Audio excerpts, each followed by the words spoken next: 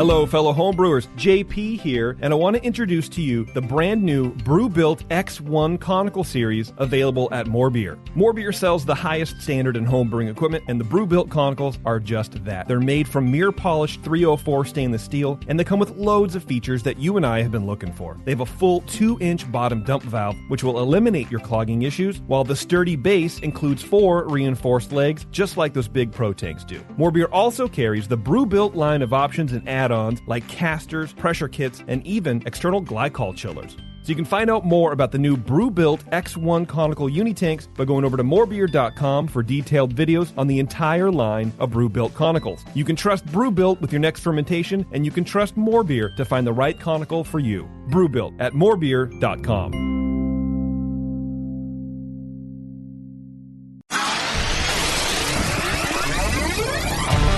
If you really want to be one of the best brewers there is, I stopped dressing all in plastic. You better be brewing 5 to 6 times a week. Every beer is made with love, and it begs to be appreciated. I need something to kill the salmonella I'm kind of worried about in the eggs. Do you find that that the hops kind of clash with the chicken embryo you put in there? I might sleep here tonight. It's a California King. There's plenty of room for both of us, Beavis. How many of the brewers over there have seen your ass? That's it. Someone's getting cut tonight. All I have to say is, hey, McDowell, how you doing? Now, live from the Brewing Network studios in Northern California, this is the radio program for home brewers, craft brewers, beer lovers, and beer geeks. It's your only source for live beer radio that brings expert brewers together with, well, expert drinkers. This is the radio program with a head on it. This is The Session.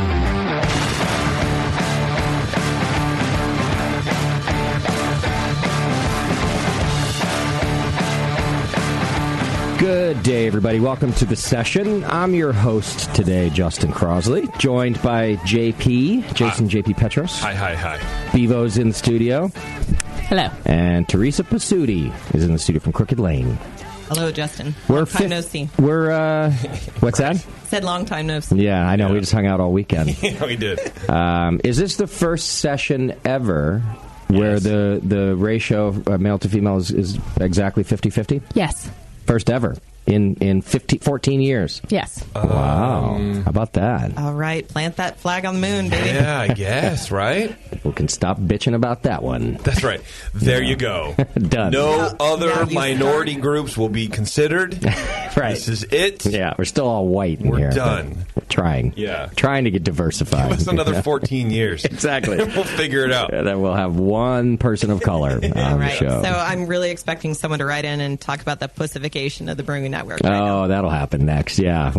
You guys, you're throwing in the towel. You jumped the shark. It'd be like the founder of Founders. Did you hear that article, the CEO of Founders or whatever? No. Is this recent? It's recent. Yeah, it's actually really recent. He fired a black guy, and then the black guy suing Founders for racial discrimination. Okay.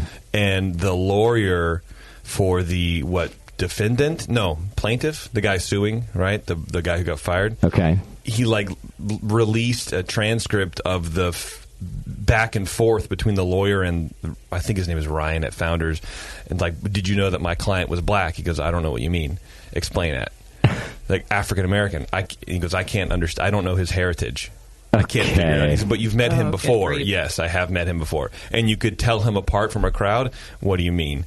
Just very like Bill Clinton, define sex. Right. And it was basically define black, define African American. Sure. No way. Yeah, it was pretty ruthless, dude. And it's you can tell the lawyer's going, I don't know. This is a very simple question. It's a one-word answer. If you could recognize, if you've met the guy, if you could tell that he's not a white man. Yeah. Well, I don't know where his ethnicity lies. Sure. God, that's amazing. This is not helping you. Yeah. Oh, it's bad. Wow. There's a lot of memes about it now. Oh, really? You can imagine. Yes, you can imagine. Okay. But there you go. That would be us. We're we don't know. What is race? Yeah. I don't know. Everyone's great. What is gender? We don't know that either. That's right. Nobody knows anything anymore. Well, we did have a nice weekend, though, hanging out at the Sierra Hop Harvest Festival. It was Beardy's last hurrah with us. He's now gone and dead to us. Yeah. Not actually dead to us. Right. But we had a good time up there, right? It's a good event that Sierra puts on.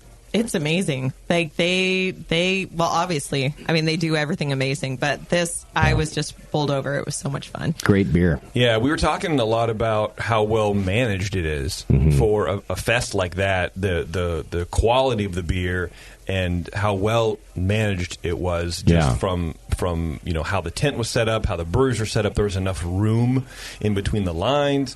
They didn't have a lot of space to work with, and they got everybody in there. And it was some fests, not ours, of course, you can feel cramped and like you're waiting in line for beer. It wasn't like that at all. Not like that at all. I maybe waited, the most I ever waited was maybe a minute for a popular beer, and that's totally fine. That's, a reasonable amount of time. Yeah, you know who had a monster line for a minute? It was Moxa.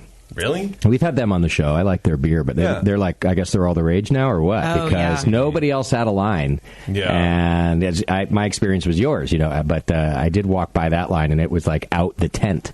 Really? Yeah. They must have done a special release. Oh, maybe that. Yeah, maybe timed release. That makes sense. Maybe because also they're a Northern California brewery, so it's not like for example, Garage Project out of New Zealand had beer there. Yeah. Really good beer, in my opinion. And at the Firestone Invitational is the only time I ever see that brewery, and that has a line around the whole event. Yeah. But here you could just walk right up and get it, and the line was at Moxa. Yeah. But again, it's not like you can't go to Moxa. You can. Sure. I figure if you can get to Sierra, you can get to Moxa. It's right there. Yeah. But anyway, good for them. I'm happy that they're popular, and it's good beer. Yeah. But yeah, it was well run in that sense. I think my two favorite beers were a sour beer from Garage Project that I guess they inoculated just by putting a hop vine into the beer. Oh, super and interesting. And then aged it. Okay. And it was a really clean sour, I thought, with that kind of inoculation. Like, it wasn't a whole bunch of different things competing. Yeah. But it was pretty clean. I like that. And then Urban Roots had a Pilsner that I just kept going back for. The Czech lager? That's a Czech lager. 10 degree, yeah. It was just, like 3.8% or something, I don't know what. And it was just great. I went around and did a few lagers, actually. Bagby had a nice fest beer. That was amazing. It was a good lager, too. And then, because there's a lot of, it's a harvest festival, right? So there's a lot of good hoppy beers also. But right. Because I work at the thing and my panels were really spread out, I had 2 hours in between one panel and the next, and I was like, well, you got to stay sober, Crosley. So why don't you go around and find the lagers here instead of all the double IPAs? Right, sober but still drinking. Yeah, of course. I'm not going to sit around. So I had to do that. Teresa and I were talking about that earlier before the show, that not everybody in the industry knows to stay sober at an industry event. This is true. Now, this is obviously a public event, right? And so if you're in the public, I don't care what you do, although I tend to not get drunk at beer festivals even when I'm the public. Yeah. But when you're working the event, and I was saying to Teresa that it's surprising that it's not always obvious to everybody that if you work in the industry, you shouldn't get hammered at a festival. Yeah.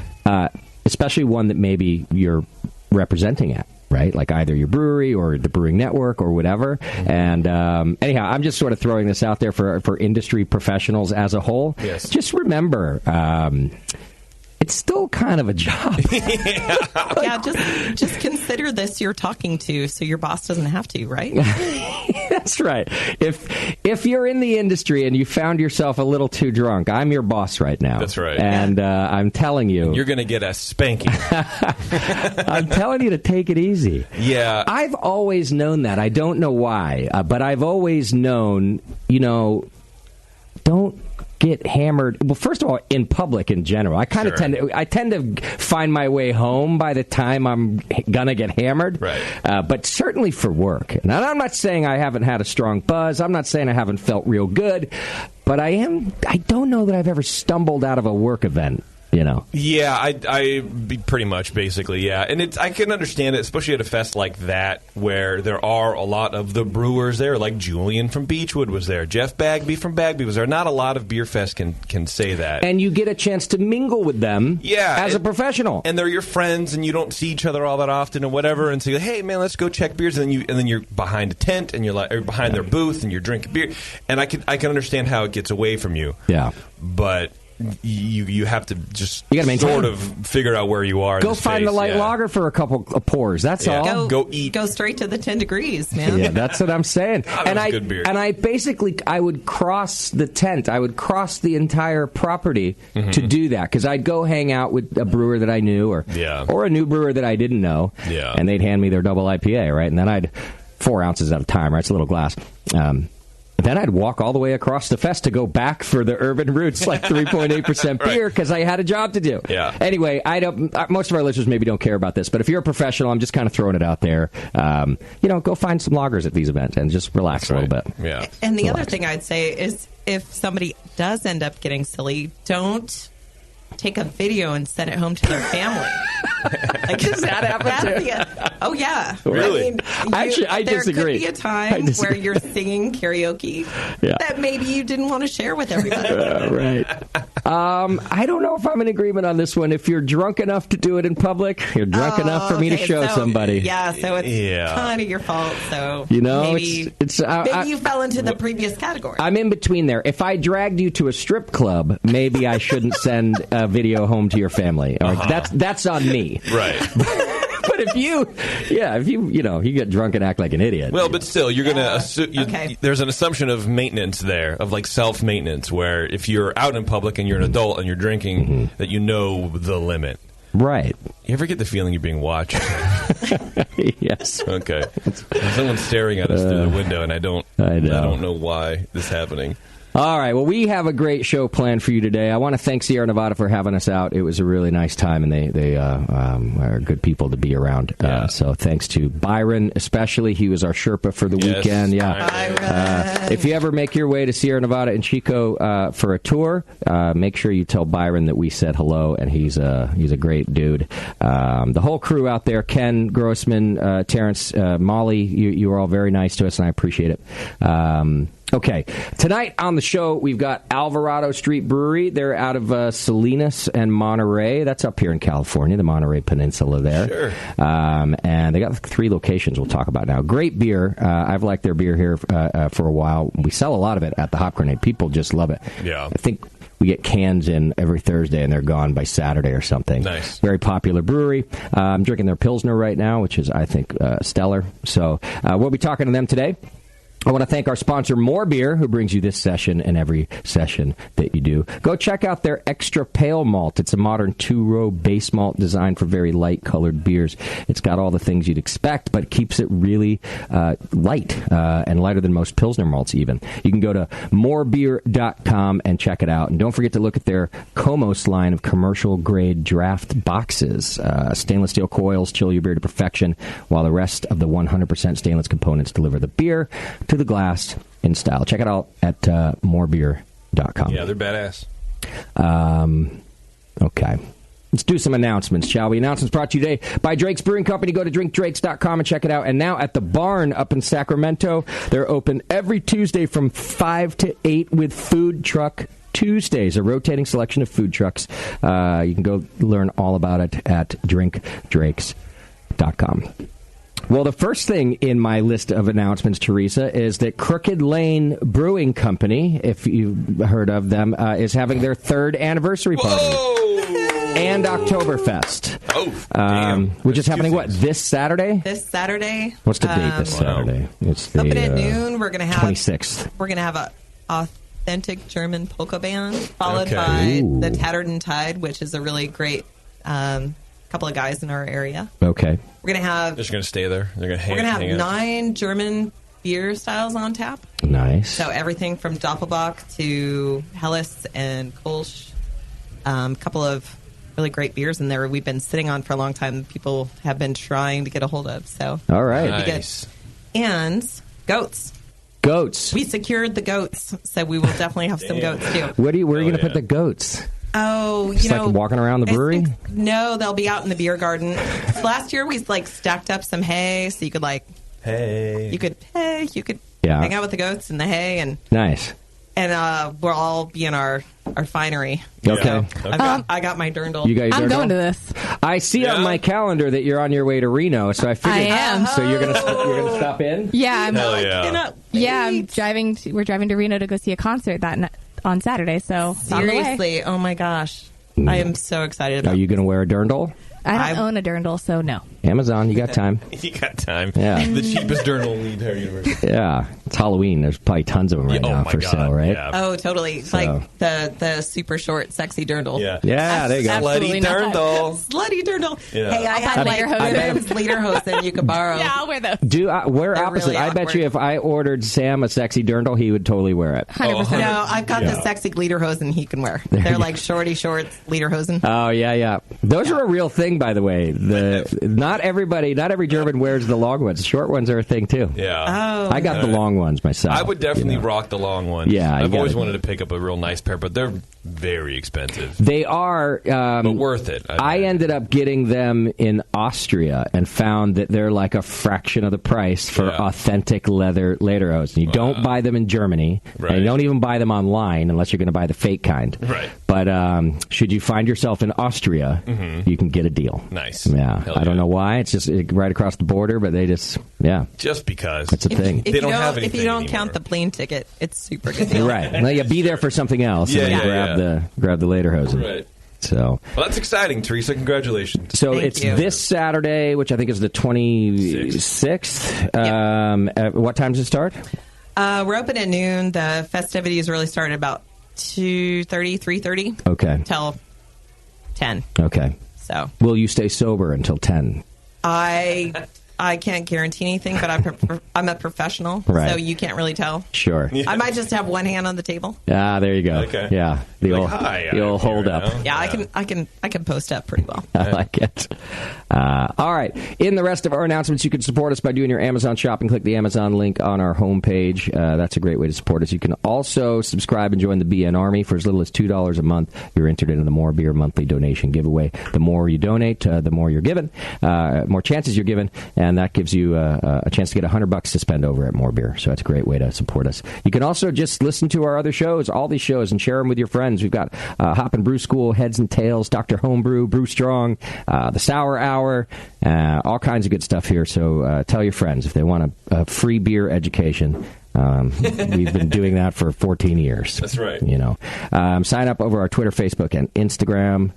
That's all we do, right? We don't do any Click Clock or whatever. Click Clock is very different. Yeah, Snapchat or WhatsApp or we don't do that. I don't know. Stuff. Tumblr. I think we might be on Tumblr. Are we on Tumblr? No. I don't think it's around anymore. Well, find us on your social media things. Yeah. Twitter game today? Twitter game today. Great. Twitter game is brought to you by the Wine and Hop Shop. Go to wineandhop.com, and most of their items ship within 24 hours. Brewing Network listeners get $8 flat rate shipping on orders under 25 pounds. Just enter BN shipping in the notes field of the shopping cart, and the discount will be taken post-checkout. If you're in Madison, Wisconsin, order your homebrew supplies online at wineandhop.com, and then pick them up at Working Draft Beer Company, located on Wilson Street, right across from Central Park. They'll waive the shipping and give you half off your first beer. Go to wineandhop.com. All right, what's our Twitter game?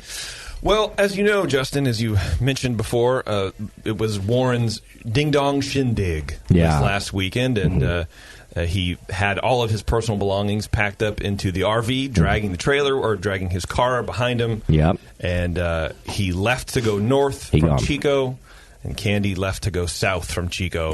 Yes, she's still here. That's right, she's still here. Left her behind. That's right. So it's Warren's new chapter.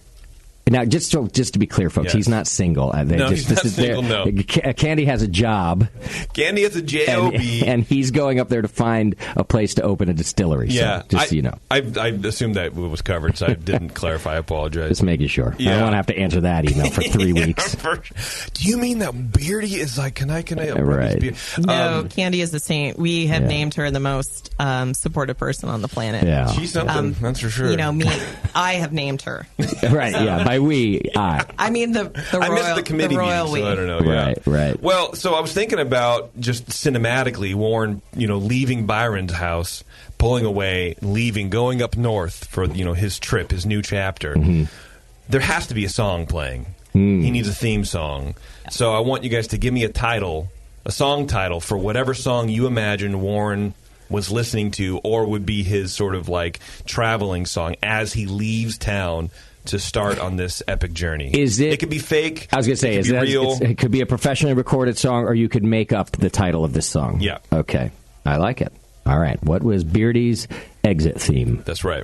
Okay. All right, let's do a little feedback before the break. Feedback's brought to you today by Beer Law Center. Go to beerlawcenter.com, and my friend John Semenkowitz over there will take good care of you like he does my trademark, and you can do your brewery filings, and he's also just a nice person, if you want to say hi. Just email him hi. Yeah, he'll probably answer. He probably will. He's got a good team over there. Yeah. All right, so Dan writes in... speaking of Beardy leaving, he says, I've become a big fan of Heads and Tails. Oh. But the departure of Beardy, for his own selfish reasons, has me worried about the future of Heads and Tails. So his question, JP, is, will the show go on? Sort of. Okay. Yeah. It's hard. We've mentioned before, and I'm not going to get too into it, but it's hard for us to be booking guests right now. But when we do have guests, Warren will be calling in. Skyping into the studio. So it will be Warren and I, and then whoever else, our guests. We were talking about, actually, because there are a lot of distillers up in that area, obviously, which is probably one of the reasons he's going up there. So he might maybe go do local shows, so he can go and sit with the distiller at the distillery, and then I can sort of, help moderate, I guess, because at that point, he knows so much more about this stuff than I do. And I hope so. He's about to do it professionally. Right, yeah. And I'm just here to ask the dumb question. So, I think that could be a cool little kind of twist on it. Okay. To make sure that we actually get guests. So it'll be going on just sort of sporadically. We have not given up on it. Okay. And thank you for listening. Yeah. All right. Nate from Copenhagen writes in. I guess during our segment about... Ron, I Heart Ron. David mentioned he's going to brew a beer for Ron. Right. In Ron's honor, and I guess Kim Shimke had suggested that Ron PA should actually be an ESB, extra special bitter. Okay, I get it. And Nate says, "Holy crap, she knows a thing, and managed to make a joke on that one thing." Yeah. And it was a good job. Good job, Kim. Kim gives good jobs even to Ron, he goes on to say. And then I don't know what this is. And when she's done, she'll have Dave Marley of Vuvu ferment a beer with it. I don't know what it is or what she's done with. Not to tarnish Kim's unexpected glory, but extra special bus bitter would fit Ron like a glove. Extra special bus bitter. Yes. Bus bitter? Okay. Extra special bus bitter. Is this like a Google Translate fail? It could be. It could be. Well, extra special bus. He's saying special bus, I think, is his joke there. But still. I think you're right. I think we're missing some of the phrase in there. Like he forgot to type a whole paragraph. Yeah. I'm also going to guess that he was drunk. I also think it was a really backhanded compliment. Yeah. Yes. Right. But it was. I don't know. Which usually are reserved for me, the backhanded ones. No. Yeah. He's a Danish guy, so yeah. I don't think my comeback is really going to fit because it was a German guy. Oh. Okay. No, that won't fit. Yeah, it can't fit. I don't even think the Danes like the Germans. Yeah. So. Yeah, I know. I don't know. I guess there's dick guys everywhere. What are you going to do? Right. Well, Nate from Copenhagen. That explains it. Copenhagen. Yeah. Thank you for writing in. We appreciate it. Thanks for listening. Yeah. And you got Teresa right there. Yeah. She gone. Okay. Hey, gents and Teresa and Bevo. I'm a longtime listener, have been homebrewing since 2001, and planning on opening a brewery at some point in the future. You and everybody else, buddy. The reason I'm writing is because I just visited Secret Trail Brewing, who you had on a few months ago. Long story short, I live in Oakland and had an occasion to travel up north to look after my mom following a routine surgery. Every detail. And once my mom was well on her way to recovery, and they cleaned up all the bandages. Like, I don't need all to know all this. Can't you just say you went to fucking Secret Trail? An In-N-Out burger, animal style. So I got the burger, and it took 5 minutes. It was really, really good. I had to accrue a lot of vacation days, and I took all 13 of my vacation days, and then I did it very creatively. So this is what I did. I worked every other Friday. And then I went on kayak.com. I don't know if you've heard of it, but it compares flight details. And so in order for me to get where I needed to go, I searched for 14 days on kayak.com. My friend said use Travago, but I didn't want to go there. Anyhow, I finally made the trek over to visit and sample a few of Secret Trail's beers. Not only did I experience their amazing beers, but I mentioned to the folks at the brewery that I had heard them on the session a few weeks before. And the way I did that was I told them that I used to listen to things on an iPod, but now the times have changed. I just carry it all on my phone. It's really amazing. I go to iTunes and I just plug my phone in, and it's like all there all the time. That's how I listen to you on the session. Yeah, my brain sent a message to my lungs to take in oxygen. So what I did is I filled my lungs up with oxygen, and then as I expelled my lungs from the oxygen from my lungs, my voice box vibrated different sounds, and those made words, and then I was able to articulate the fact that I heard you on the session. But I almost couldn't hear you because my phone was dying that day. I only had 3% left. And my car charger wasn't working anymore. But luckily, a friend of mine had a car charger that I could use. Sorry, that was my brain again telling me that I had to refill my lungs and push it to my voice box. Anyway, he goes, hey, they totally rolled out the red carpet for me. I got the opportunity to meet the owners and the brewer, Jake Dickman, as you'll remember, who personally gave me a tour around the brewery on Leif Erikson Day, no less. Jake Dickman's son is named Leif, and they have a pale ale named after him. I talked to him a long time. I talked to Jake for By the way, every time he mentions Jake, he uses his full name. After the tour, Jake Dickman introduced me to three guys who are in the... You do. Yeah, it's almost like Doctor, where they've earned that title. I feel like if you're a man and the word Dick is in your name, especially your last name... You have to use it. You've experienced trial by fire for a long time, and it's called middle school. Yeah. And then, so you've earned the right to be called Dickman. You have. Yeah. Anyway, after the tour, Jake Dickman introduced me to three guys who were in the middle of opening another brewery in the area, and the five of us sat around drinking beer and talking shop for about an hour. At the end of the afternoon, Jake Dickman invited me back to brew with him next time I come up to Chico. Man, I should have. Whoa. I should have. Red carpet. Yeah. I should have edited that. I apologize. Which is an amazing experience for an aspiring pro. It goes on. I had such a great time that I just had to reach out and say thanks for everything you guys do to promote local craft and introduce people like me to the amazing community beer. Keep up the good work from Ryan. Thank you, Ryan. Good job, Ryan. Thank you, Ryan. Typed words. Okay. I already read this email last week, JP. Okay. The Ron reply. So if you missed last week's show and you're following along in the I Heart Ron saga, you're going to want to go back and listen to last week's feedback where Ron wrote in his nearly incomprehensible reply. It felt like an apology. I skimmed it because I wanted to be surprised on the air, but it sounded more like an apology. Not really. No. I mean, it... Yeah, it was as sorry, not sorry. For example, the highlights are he takes a dig at Dave's wife. Whoa! In the first paragraph. Wow. In a subtle sort of backhanded way. Oh, okay. Then essentially says, his overreaction to Dave not saying something, he ranks about a 7. But Dave's overreaction of getting his name tattooed to his ass, he ranks a 28. Oh, 100%. Well, but that's Dave. Correct. Yeah, right. And I told Dave, this is not an appropriate response. Right. It's unmeasured and appropriate. But it is a Dave response. We had to put every slight of somebody on our body. I think we'd all be covered. We would be, in Ron tattoos. Yeah. The highlight for me personally was him not recalling sending the email. Yeah, that's why I thought it was an apology, because I read that part. Thank you, and then I was like, oh, I was drunk. I saw where it was going, but clearly I'm warned now, and I can't see shit. Yeah, it's it meanders around an apology is what it does. All right. I love it. Okay, there you go. But it was good stuff anyway, and thank you for the ongoing. Ron, you can keep writing in, man. Yeah, I'll be reading it.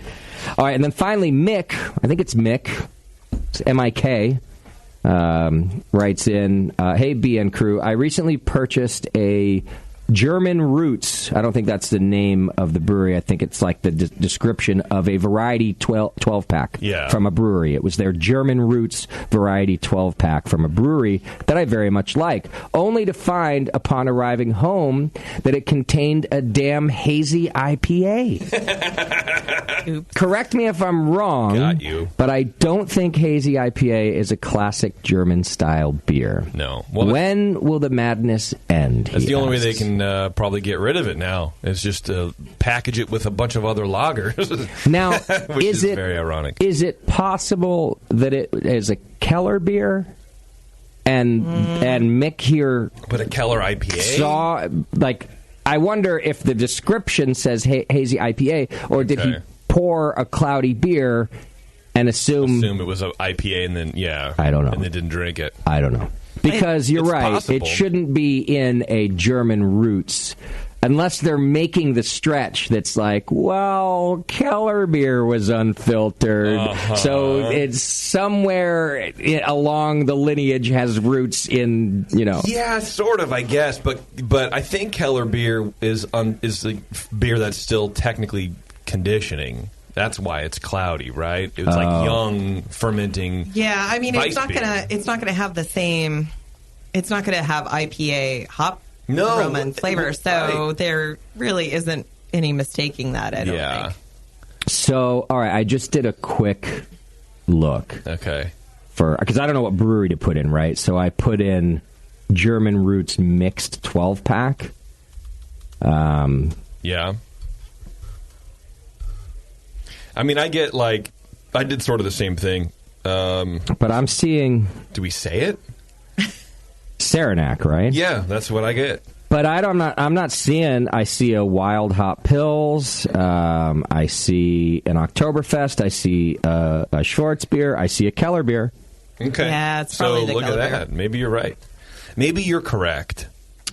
There's more. Let's see. What else is in here? No, I guess that's really the only one I see. So I wonder if he just assumed it was a hazy IPA, which is still sort of to his point, where but yeah, it's ruining shit. Well, I see. You're saying that he has now been misled by the rest of the industry, not by this German Roots 12-pack. Yes, I see. Mm-hmm. Well, and I kind of come to terms with I'm part of the problem. Yeah, because we want to talk to you about it for a long time. I know. Yeah, I'm part of the problem and I'm part of the solution. But so with Secret Trail, who we all love, we did a collab. Okay. And you know what nonsense we came up with that's highly offensive to Germans? Don't do it. Well, we did. We did. We already did. We did a hazy IPA with all German malts and hops. Oh man! And we called it Lederhazen. I kind of like that though. Yeah. It was wonderful, and it was also horrible. Okay. But a lot of people really liked it, as you would expect. You're saying it's horrible for what you're doing in the industry, but you liked the beer. The beer was wonderful. No, I mean, I did like the beer. I liked how it came out. We used a Kolsch yeast. We did, all German malts and then German hops, but we picked some fun, newer varieties that are a little, fruity. And did you hear? You were on the panel, so I hope so. Yeah. But the brewer sitting next to you on the panel at Sierra Nevada, his name was Joe from Pint House Pizzeria and Brewery. Yeah. Mm-hmm. That he and his beers I really like, by the way, and they were hazy and hoppy and dank. Mm-hmm. Did you hear him say he uses all Kolsch yeast? I did. I thought that was pretty interesting. That was interesting. It's not the first time I've heard that. Oh, really? Okay. The issue I have with it personally is I've done some hazy beers. We have tons of Kolsch yeast. Okay. If I could cut one yeast out of the lineup, it would be that one? It would be no. I would keep the Kolsch yeast and I'd dump the hazy yeast, but I feel like the Kolsch yeast causes it to clarify a little more. So I've had trouble because his statement about it. We didn't have a lot of time, so I'm gonna have to get this guy on the show. I liked his beer and I liked him, but anyhow, his sort of qualifying statement was that he liked the other ingredients to shine, and it sounded to me like he felt that Kolsch yeast allowed that, like the hops to just do their thing. Yeah, and it was it was hard for me, and maybe my brain stopped at Kolschist, and I didn't hear what he said after, but it sounded like his house yeast was Kolschist, but I don't know that he used it in that hazy IPA. No, I think he did. He said in all his beer. And I'm pretty much he said pretty in all sure his beer, because I think that why he would, in my mind, why he would say that is to say, but we didn't for the first time, and this is the beer or whatever. So I don't know. That's how I interpreted it. Okay, but I would love it if he used Kolschist because everyone thinks it's very, very, very, very yeast dependent, but apparently it's also more maybe how you handle it. Yeah, I don't think it's 100% yeast dependent. I mean, I know a lot of breweries that not make 100%, all their, but like a lot. Yeah, well, I mean, a lot of breweries use Cal Ale to make their hazies. The reason I agree with using Kolschist for hazy IPAs is it actually is very fruity, so it would help the fruitiness of the beer. Yeah, well, maybe like I said, I tuned out. Hey, we're going to have this hazy, but I don't know. All right, put Pint House Pizzeria and Brewery on your list. They're out of Austin, I think he said. Yes. Does that sound right? Yeah. The funny, he did I guess it was a collab beer that they did with Sierra Nevada. Who Dis Be? They named Who Dis Be. Yeah. Because apparently Joe was a young brewer, by the way. I'll just point that out, especially compared to an industry luminary like Ken Grossman. Apparently Joe and Ken had exchanged numbers, but Joe didn't exactly save the number. And so Ken texted him a bunch of questions, and Joe's answer was, Who Dis Be? And Ken's like, it's Ken Grossman. And you know that Joe instantly turned inside out, as a brewer. You're like, he's like, oh shit. Not that Ken cares, by the way. It's just one of those things where an idol of yours texts you and you're like, who's this? Yeah. So Ken named the beer Who Dis Be, which I thought was funny. Yeah. Anyway. Okay. That's all the feedback I have for you today. All right. Thanks for writing us in, though. You can send your feedback to feedback@thebrewingnetwork.com. You can send your show ideas there also to feedback@thebrewingnetwork.com. All right, let's take ourselves a pretty quick break here, and when we come back, we've got Alvarado Street Brewery on the show, and I'm excited to drink more of their beer because so far their Pilsner is tuning me up. I won't say I'm hungover because we chilled a little. Well, we didn't drink much yesterday. We drove home. We didn't drink heavily yesterday. Yeah. Like a lunch beer, a couple lunch beers. Yes. And some tank beers. Right. We'll talk about that later. Oh, tank beer. Oh, yeah. All right, hang in there. It's The Session. Right. We'll be right back.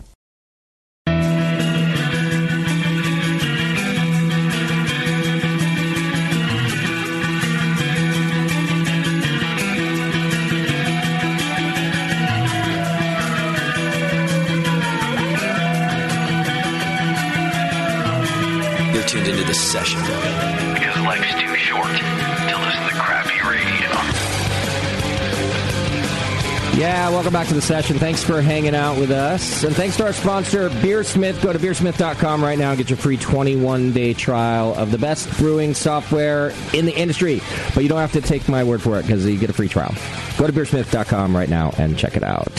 All right, as promised, Alvarado Street Brewery is in the studio with us. And we've got JC, Biggie, and Party Wave Dave. Hanging out. And you know what?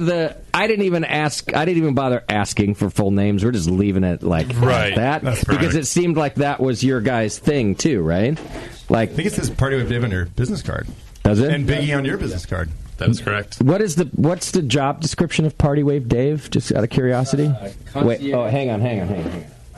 My fault. You have a special microphone. Try again. Well, on the business card it says concierge and global partying. So I will. Excellent. Yeah, hospitality. I like that. Entertainment.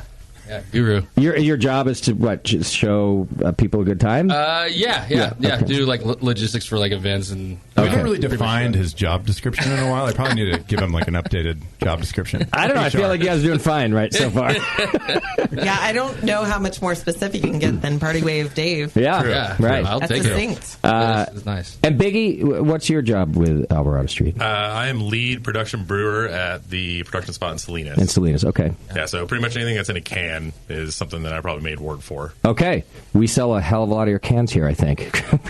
we get them in on Thursdays. They're gone by Saturday, so thank you for that. Nice. Least I could do. And then J.C. Hill, you're a co-founder and director of brewing operations, co-founder along with your dad, right? Yeah. Family biz? Yeah, my dad and I started the business in 2014. We started with our pub in Monterey. Okay. It's kind of restaurant, 10-barrel system, brew pub, and then we opened our production brewery in 2016. And started cranking out some cans. And are you from Monterey? A lot of fun. I'm from Northern California originally. I'm from Menlo Park area on the peninsula. Okay. And then I lived in San Diego for 6 years. Started my brewing career down there before moving up here in 2014. Do you still like your dad now that you've been working together for a couple of years?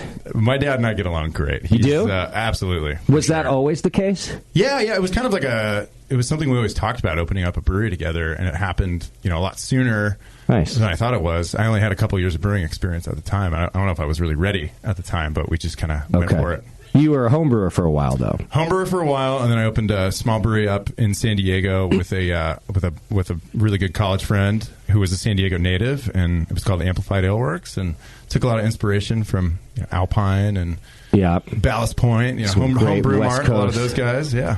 But your first one, and maybe it's part of what you just said, your first location you opened was like an on-campus beer and rotisserie or something? Yeah, it was a doner kebab shop, if anyone's familiar. Donair. Yeah. Bringing hangover food to the college kids. Yeah. They dug it. We it's still there to this day, and actually not the college campus one, but the one we opened in Pacific Beach in Were you a student there and opened? No. Okay. No, I went to college on the East Coast and graduated, did like a desk job for about a year and a half, and then half my company got laid off in the 2008 recession. I went and I traveled, got inspired, talked a good friend of mine into doing this crazy venture with us. And yeah. So, but was it a brewery on campus too, or just a donut kebab shop? It was like a rotate. We had like 6 taps, and we kind of treated it like a beer bar, and we rotated the taps. And I think at one point I even threw my home brew on tap, which was like definitely not. Probably not. Yeah, not illegal. That's fine. Yeah, no one very knows. Illegal. But then you opened an off-campus thing, and that you had a little brew system in, though. Yeah, we had a little 3-barrel kit behind our kitchen.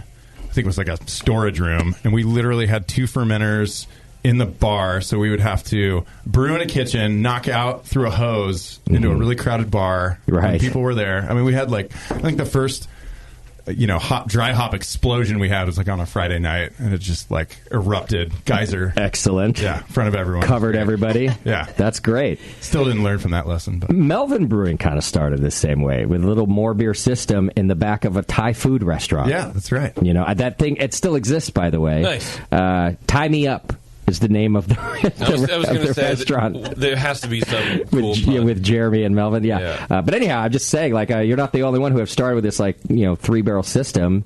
It was awesome, man. I had some of the best years of my life down there. Okay. I'm still super close with all those guys. And Amplified Ale Works, that's the name of the brewery down in San Diego, and they're still rocking, making some great beer down there in San Diego. But you ultimately left because, your dad said, I had the opportunity to open Alvarado Street with my dad. And, couldn't say no to that, so it was kind of bittersweet, but, it was definitely something that I was psyched to do. And Monterey was kind of like a beer desert. There wasn't a lot going on. There was another, I don't know if it's still there, so I won't go too far into it, but there was another brewery there for a long time, that I went to once. Let's just leave it at that. They're still there. You're probably talking about Peter B's. They make some fantastic beer. They're right down the street from us. Oh, so they got a new brewer. That's good. No, same guy. Yeah. I've been to your Monterey location, I think. It looked like brand new, though, but I thought you were kind of saying that's your first location, where there's a restaurant up front and a little nice. beer garden in back. Yep, exactly. It looks spanking brand new. It's so clean and nice. That's your first location, though? That's our first location, yeah. Okay. And I went there, I dragged I was with family, and they were like, okay, Justin, with the beer thing, whatever. But I had to go, because I'd never been. You had a brown ale on? I don't know what it's called. Yeah, Iron Crown Brown. It's named after a local renamed that brown ale several times. Yeah? So. JP, you're jam. I love brown Killer beer. And I'm looking down the list. You had a ton of good beer on, and most of it hoppy. But I was like, I got to try the one that's not like all the others. And so good. That's Thanks, a great man. beer. Thank you. Yeah, I just had 2 pints of that and didn't even touch another beer at the That was place. actually a guest tap from It Peter was- B's. Yeah, right.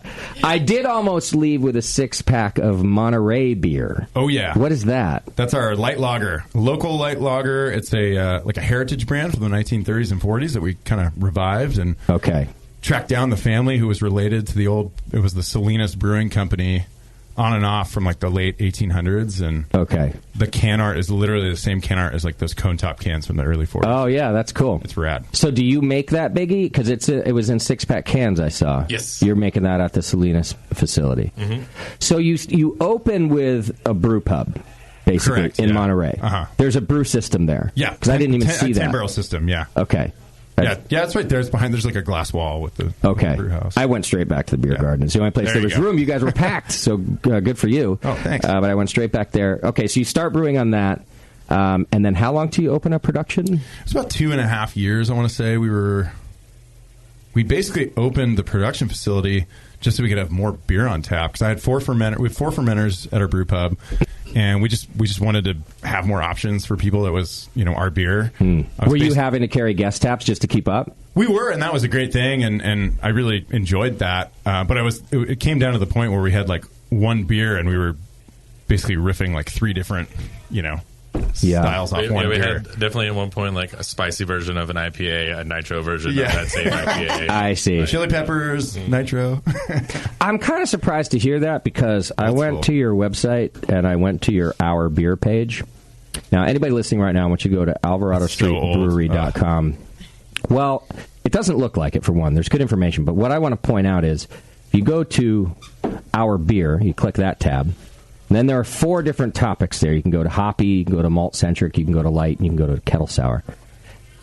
What I'm getting at is the sheer amount of different beers you guys have brewed is absolutely ridiculous. I was thinking you're 10 years old with the amount of different beers you have. There's like, I'm going to just throw out 200-something styles or different beers here that I was going down the list looking at. I think I talked with our social media guy last week, and I think he said it was something like 400. Okay. But that's including a lot of the same beer that's on nitro or different treatments, perhaps. Okay, so you just done maybe different named because there's a lot, and I think it's cool actually that they're clearly archived here. Like every beer you've ever made is probably on this website. I think that's good. Hopefully. There might be a couple missing. Brock's doing his job. How dare you? Yeah, I mean, there's really just a ton of them. Yeah, that's a lot. Can I ask you about this though? Your beer names. Yeah. Which you guys like puns, and you like pop culture puns. Yeah, a lot of that for sure. Which I like Hazing Saddles, for example. Blazing Saddles is like my favorite all-time movie. Just putting that out there. Sorry, Godfather, then Blazing Saddles. How dare you? Then. Do you guys get in trouble for this shit though? Like occasionally, you do, but not like trouble. People are pretty nice about it. The cease and desist we've gotten, we didn't like do it on purpose to get a cease and desist. Although some people would like to probably say that's the case, but they think you want like the free publicity. No, they're cool. Like even though like Anheuser-Busch, we did beer with our friend Peter Hoey, who's the brewmaster owner at Urban Roots. We were just talking about his beer. Yeah, so it was Hoey Garden, and we did that. It was clearly it's like his name. Joke. Come on, yeah. But Anheuser-Busch was like, we know that this is a collab with your friend Peter Hoey, like dropping names in the season. Oh, okay, okay. And they're like, yeah, just give like 3 weeks to sell it, and then just don't do it again. Right. Okay. Like, sweet. That's pretty nice of them, actually. But it was a wit, so it took months to move. But see, I've gotten people yell at me more than that. Like people have used my logo, and I'll do the same thing. I'll be like, look, I'm not trying to cost you any money. Just like sell what you have, and they'll be dicks back to me. Like, fine. What? You're the only hop grenade? Yeah, actually, that's my fucking point. I'm the only hop grenade. Anyhow, you guys haven't gotten any serious like. Actually, we did get one like pretty harsh one with our buddies at Cellar Maker. We got It was brewed there. That's funny. Serious, but with your buddies. With our yeah, exactly. It was Big Lots, and it was basically a pun on. But that's like a direct hops. Yeah. And they were pissed, and really that one actually got like a little crazy, but we got through it. And they just usually what happens is a cease and desist is just if you're going to stop, it's over, right? Yeah, it's nothing like it never like impacted our businesses or anything, but that one wasn't like a nice cease and desist, right? If there is such a if I'm Big Lots and a boutique high-end great brewery puts that brand on a beer, I'm like, I love you guys right now. Can we brew more so I sell it at Big Lots? Yeah, that'd be sweet. You know what I mean? Like, if I'm Kmart or Big Lots, like, your brand needs some help, is what I'm saying. Yeah, we're like lifting them up. Yeah, exactly. It's not the other way around. I think the issue was that we were also selling branded toasters and beach blankets and we went for the whole useless item thing of Big Lots, the whole theme. It was great. I see. Just really to run, you guys, you're not doing it to like steal brand recognition. You're just doing it to be funny when these things come up. I mean, it's more to just amuse ourselves. I think. Right. At the end of the day. Well, that's what I mean. Yeah. But yeah, 100%. But you're not afraid of like getting? I mean, nah. It would seem like you get a cease and desist, and then you go, hey, maybe we should not. Do the next one. Like make the artwork so similar or whatever. But do you just not? Is it like a badge of honor to get a cease and desist like that, or no, not do you at all, think about them at all? I guess. I think we're just having fun with what we do, and if that happens, we got to deal with it. Then I mean, I think in general too, we've been trying to pull back from the pun game a little bit because we were pretty heavy on the puns. That's too bad. They're so funny. I like them. And to me, if it's a big enough brand in pop culture, that's what I seem to see you guys focusing on. If it's like a pop culture brand, I don't mind. I think it's funny. I don't mind it. You know what I mean? Yeah, it's not like other than like taking some other it's like some other small brewery who's like worked really hard for that brand and it's just their brand and then it's nobody else even gets the joke. You just took their brand. That's fucking different. But who doesn't get the joke? Hazing Saddles. That's hilarious. That's pop culture. And we made an entire production out of that beer with Dave. You did? Yeah, central figure. There's a video. Did you do screenings of Blazing Saddles at the brewery? I was riding a horse on the beach. Did you really? First time on a horse. Oh my God! We made him drink a lot that day too. And he rode a blazing saddle. I was pretty drunk too on the horse. On the horse? Yeah. I think that's allowed on a beach. A bunch of scenes that we never even put into the movie. Yeah. All right, Dave, you got to walk into that bar again. Cabernet and Cabernet. Drinking. Did you ride the horse into a bar? No, I rode it just down the beach near.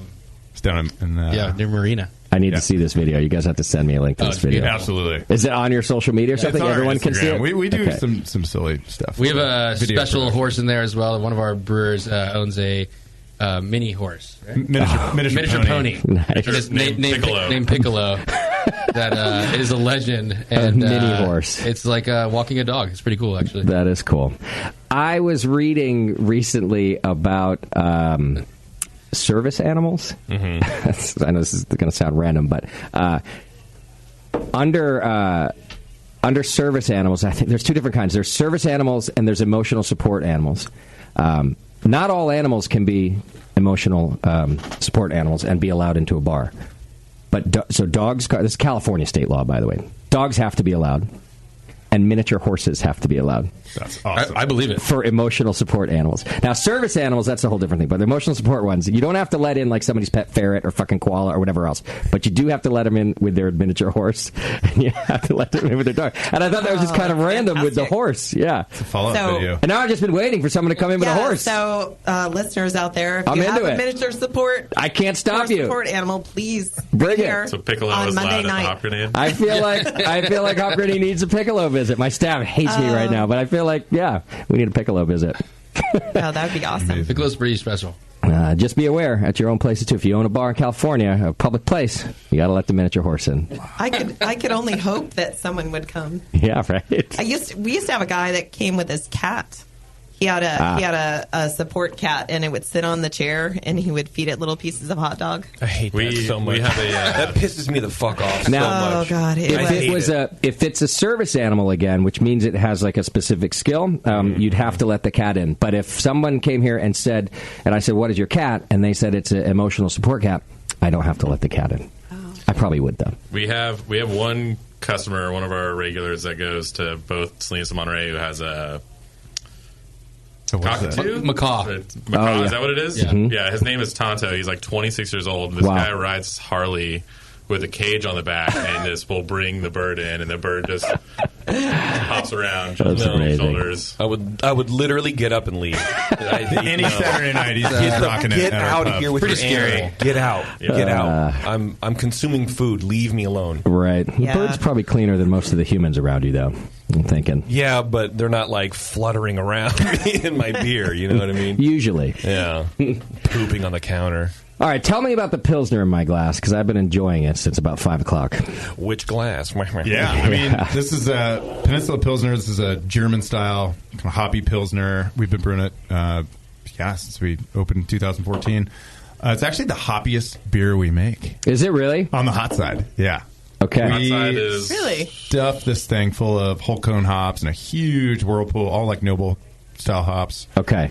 And we dry hop it a little bit, too. Because I was saying, Teresa and our palates were disagreeing on this, that my first sip of it, I was like, wow, that's really bitter. That's a firm bitterness Pilsner.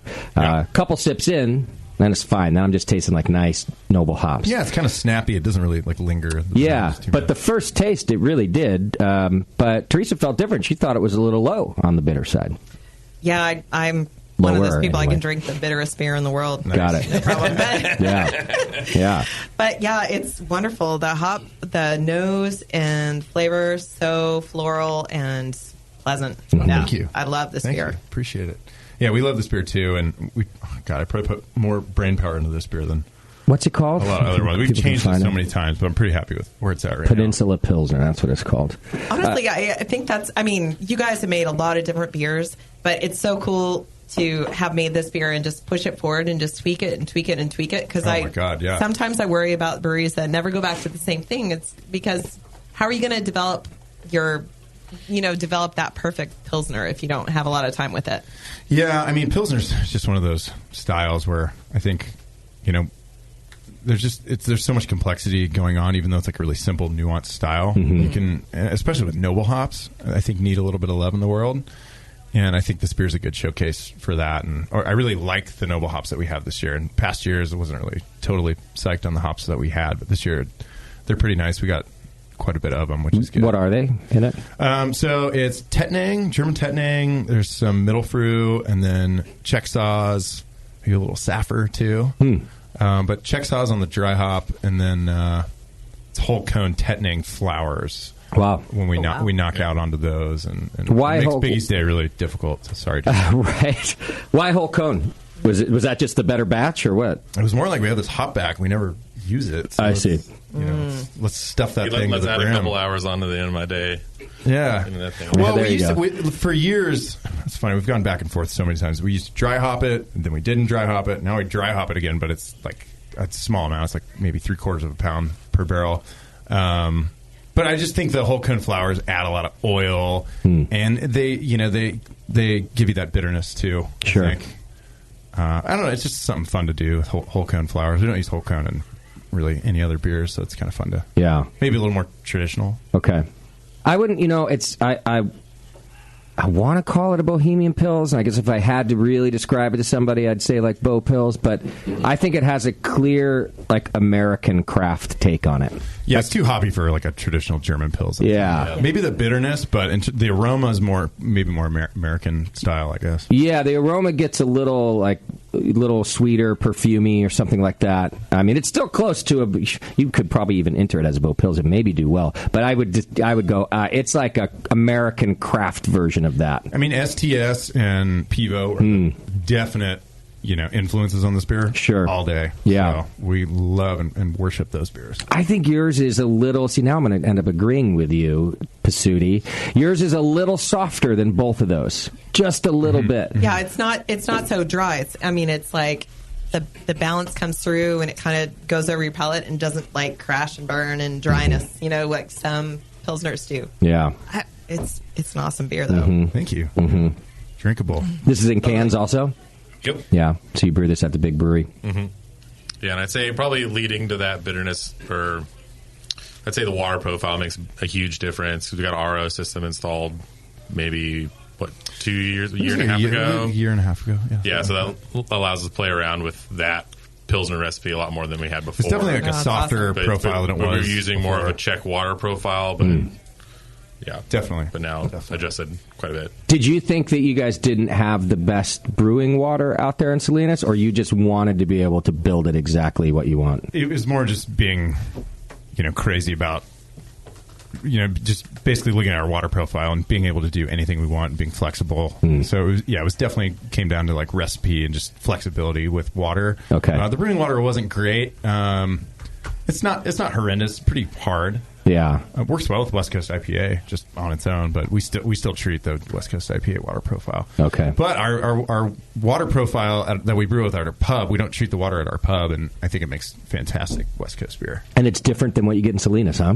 We actually model the one in Salinas pretty close to the one at the pub in terms of the West Coast water profile. Okay, maybe the calcium might not be as high, but it's pretty close. I would have thought it's the same source. It's not all that far, Salinas. It is the same source, but Salinas, it's basically we're using mostly RO. Okay. We just build it back. Oh, now I see. Okay. Yeah, sorry. Got it. That's all right.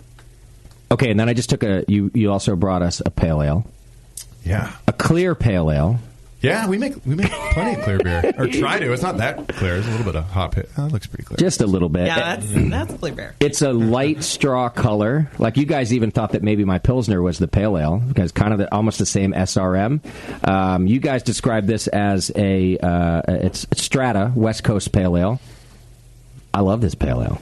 This is my jam. I'm glad I didn't go to the pale ale straight away. I never would have had the Pilsner. I would have just stuck with the pale ale.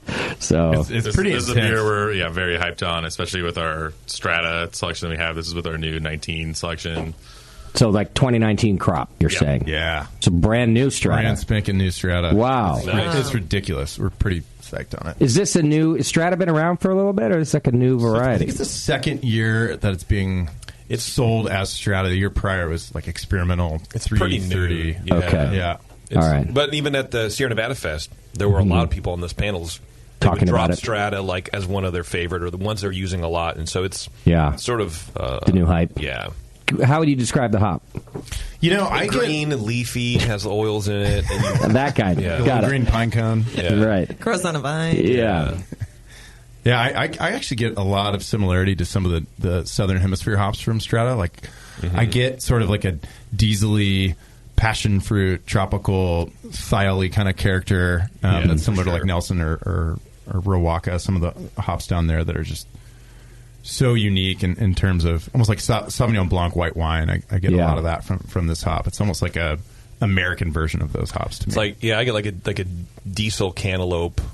Almost like underripe mango kind of thing, like all just in one. This weird, super punchy. I absolutely love this hop, and it's funny that diesel is like a good quality, but in this it is because it's not overbearing. I wouldn't go that far. You know? Yeah, for sure. I like it in this. I think a little diesel and fruit. Like usually it's like, oh, okay, that one has too much kerosene. You know what? But this one, in fact, I didn't think diesel until you said it, and then I'm like, oh yeah, that is there. I wonder if it is sort of becoming more prevalent in newer hops because before, again, Sierra Nevada Fest, before one of the panels they were doing a bunch of hop, rubbings and stuff, and they had a bunch of brewers come in to try to pick a blend, pick a blend for the new ALS like hop, right?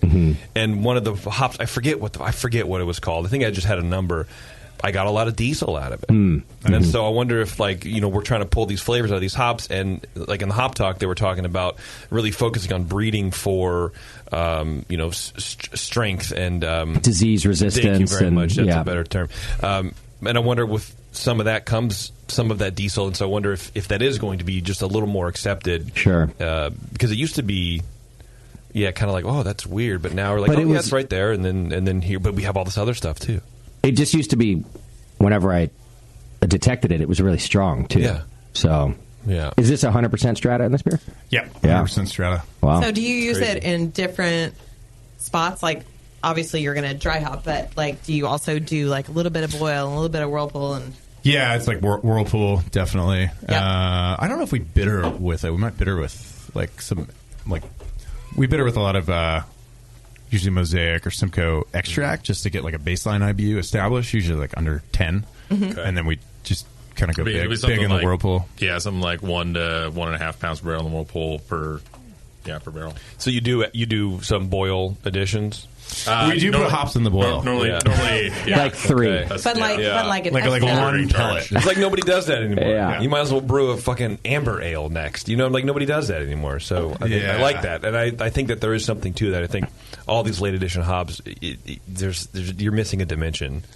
I totally agree. Yeah. And I think you can especially for a beer like this, you can benefit your beer a lot by adding hops earlier in the boil. I mean, I think with head retention, it definitely helps. But for a pale ale, I mean, But you're saying extract was your bittering addition, like hop extract? Yeah, like CO2 hop extract. Okay. But that's for some beers. Some beers we'll do, we'll even rock the First Wort edition from time to time. Okay. Just for fun. Hops everywhere. That's some old school shit. Yeah. It's fun. And this beer's not filtered? You guys don't do no fining, no filtering? This has a little bit of biofine. Okay. Do you filter other beers? No, we don't filter any beer. Just a little bit of biofine in some of our West Coast styles. Okay. I would even call this a little, maybe, it's not too, you can't be too clear, I guess, with West Coast style, but I like a little bit of hop haze, I think, in those beers. Is kind of, from my point of view, I really like that. Yeah. Just a little bit. How many different styles do you have in production at one time? I know that'll change, but just like in general. I mean, we shoot to generally come out with what's a lot of IPA, obviously, a lot of hoppy beer. We're trying. I'm trying not to focus on that. So we'll generally have like an IPA, a Pilsner, a couple West Coast, like separate from the hazy side, something goofy, and a dark beer every once in a while. But we have, out in Salinas, we have 11 fermenters and 2 lager tanks, and then some other brights and stuff that we. So I think it's pretty varied.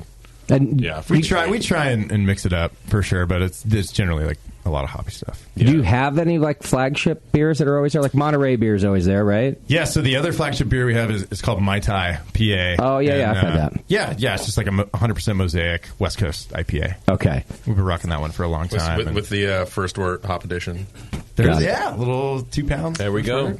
2 pounds. 2 pounds. Yeah. What, you just didn't have anything to do with 2 pounds of hops? 2 pounds? 3 pounds? I don't know. It's 3 now. We needed rice holes inside. Yeah, like what does the 2 pounds do? You guys you're just like, well, it's like 5 or 6 BUs or something. So, does it? Okay. Justin, it sounds ridiculous, but it does a couple things. It helps it not to boil over. Okay. And honestly, I really think like a little bit of First Wort hop gives it some shelf stability. Yeah. I don't know if you guys sort of preserve the quality. It would be hard to pick out any contribution from kettle hops when you're just dry hopping it to High Hill and back. But yeah, true. And what's the batch size on this 3 pound? 20 barrels, 25, 26 barrels. No, I don't know. I think you guys are getting a benefit out of this, whether or not like you believe me or not. I think we'll always do it regardless, just because it's like putting on your lucky the way we've always done it. Yeah, right? Right. It helps us all to respect you more. So if for no other reason. Yeah. Not me. I think you're wasting 3 pounds of hops.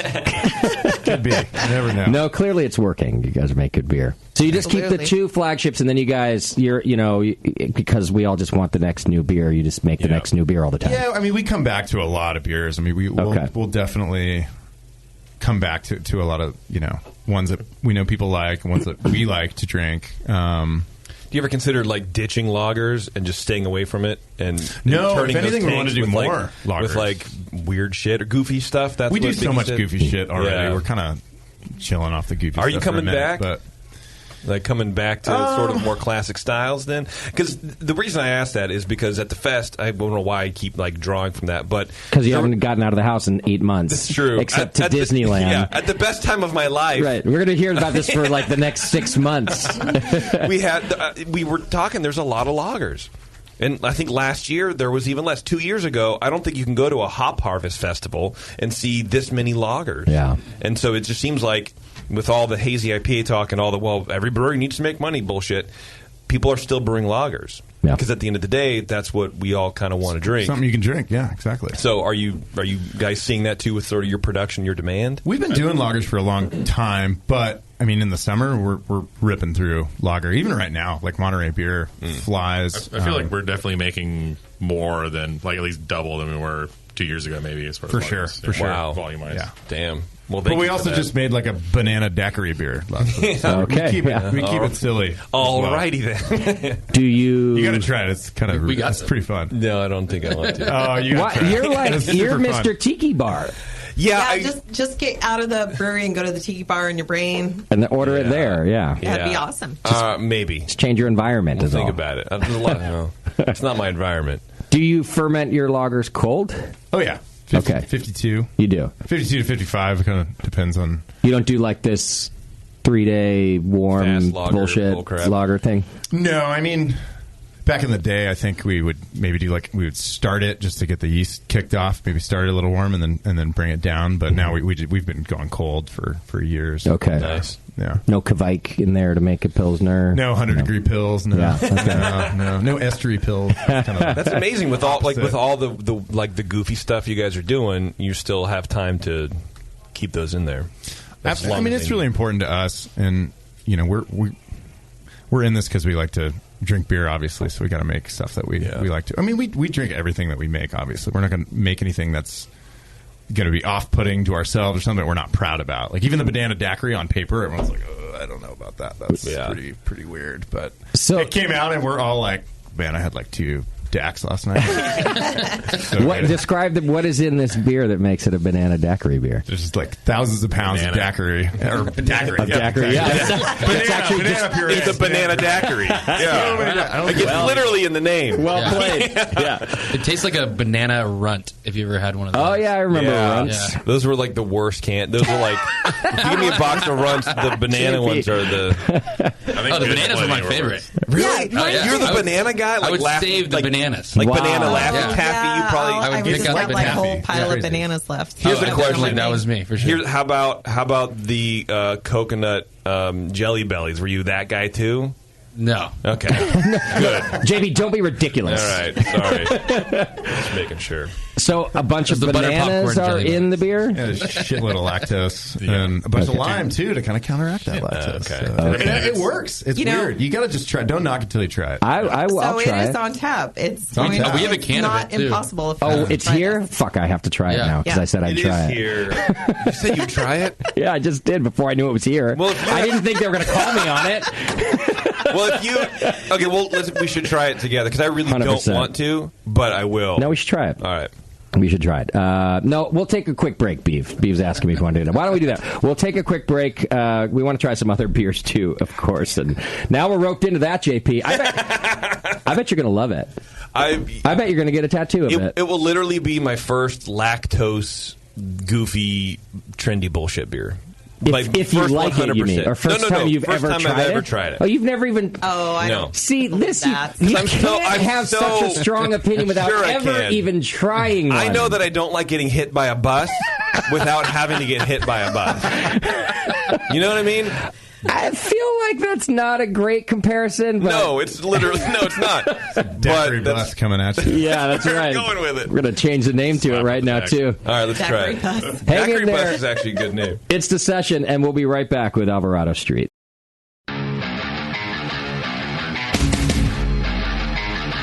Hey, motherfuckers, this is Doug from fucking Society. You're listening to The Session on the fucking Brewing Network. Fuck you. Are we allowed to cut? All right, welcome back to The Session. Thank you, Dougie.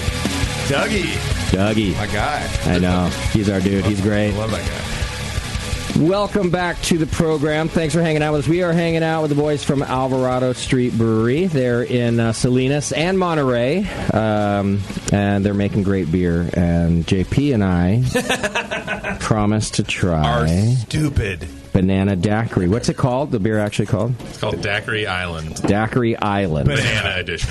But okay, so it's a series. Yeah. We're going to have more than one. Start with something special. I love this. Yeah. It's also a new reality show, Daiquiri Island. That actually relates to what we were just talking about on the way back into the studio. Is that right? Well, it's like it's like the reality TV show. Of yeah. It's a guilty pleasure. Banana Taco version. Bell all right. So I could tell, it looks like a cocktail. So I picked it out of the lineup. I'm actually recording myself doing this because no one's going to believe it. No one believe he did it. I mean, it smells like a banana daiquiri. I'll tell you that right now. Yeah, I just can't stop smelling it. Right? It smells great. And it also smells like a banana runt. Like a runt, yeah. It's like 100%. Yeah. Banana chips or something. I see those. Yeah. Not paint chips, banana chips. So, what were the... I don't know. With some of the beers you're making, I'd be willing to bet there's a paint chip in there.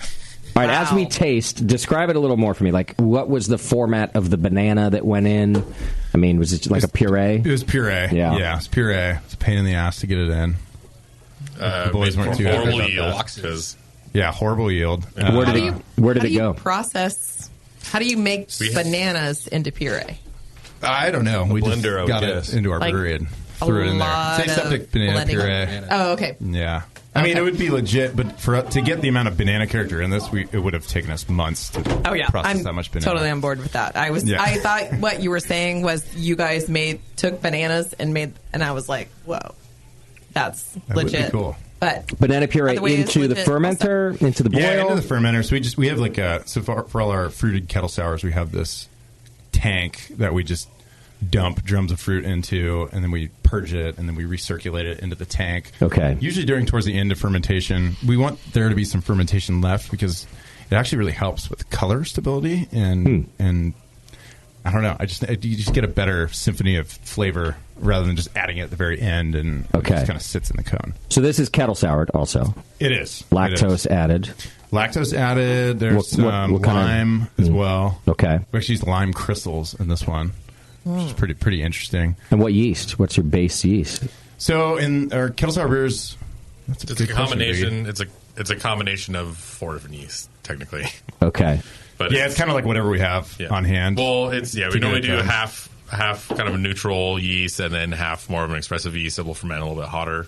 We usually have both those lying around the brewery. So what's that? Yeah, I'd say at any given time we have 4 yeasts rolling at the brewery. Yeah, if you include lager, a couple expressive yeasts, and then Cal Ale's always rocking around. But I don't think this is not brewed intentionally to have any like expressive yeast character. Okay, really, we're just going for like lactic acid, like relatively clean fermentation in terms of like low ester, and then fruit and alcohol. It's simple. It's a fruit delivery device, really. Exactly. But it has tartness to it. Yeah. And I think the lime was a good call. It might be a little too benign without lime, like a little acidity from that, right? I think it's fucking good. I hate it, and I'm like on the I don't. Yeah.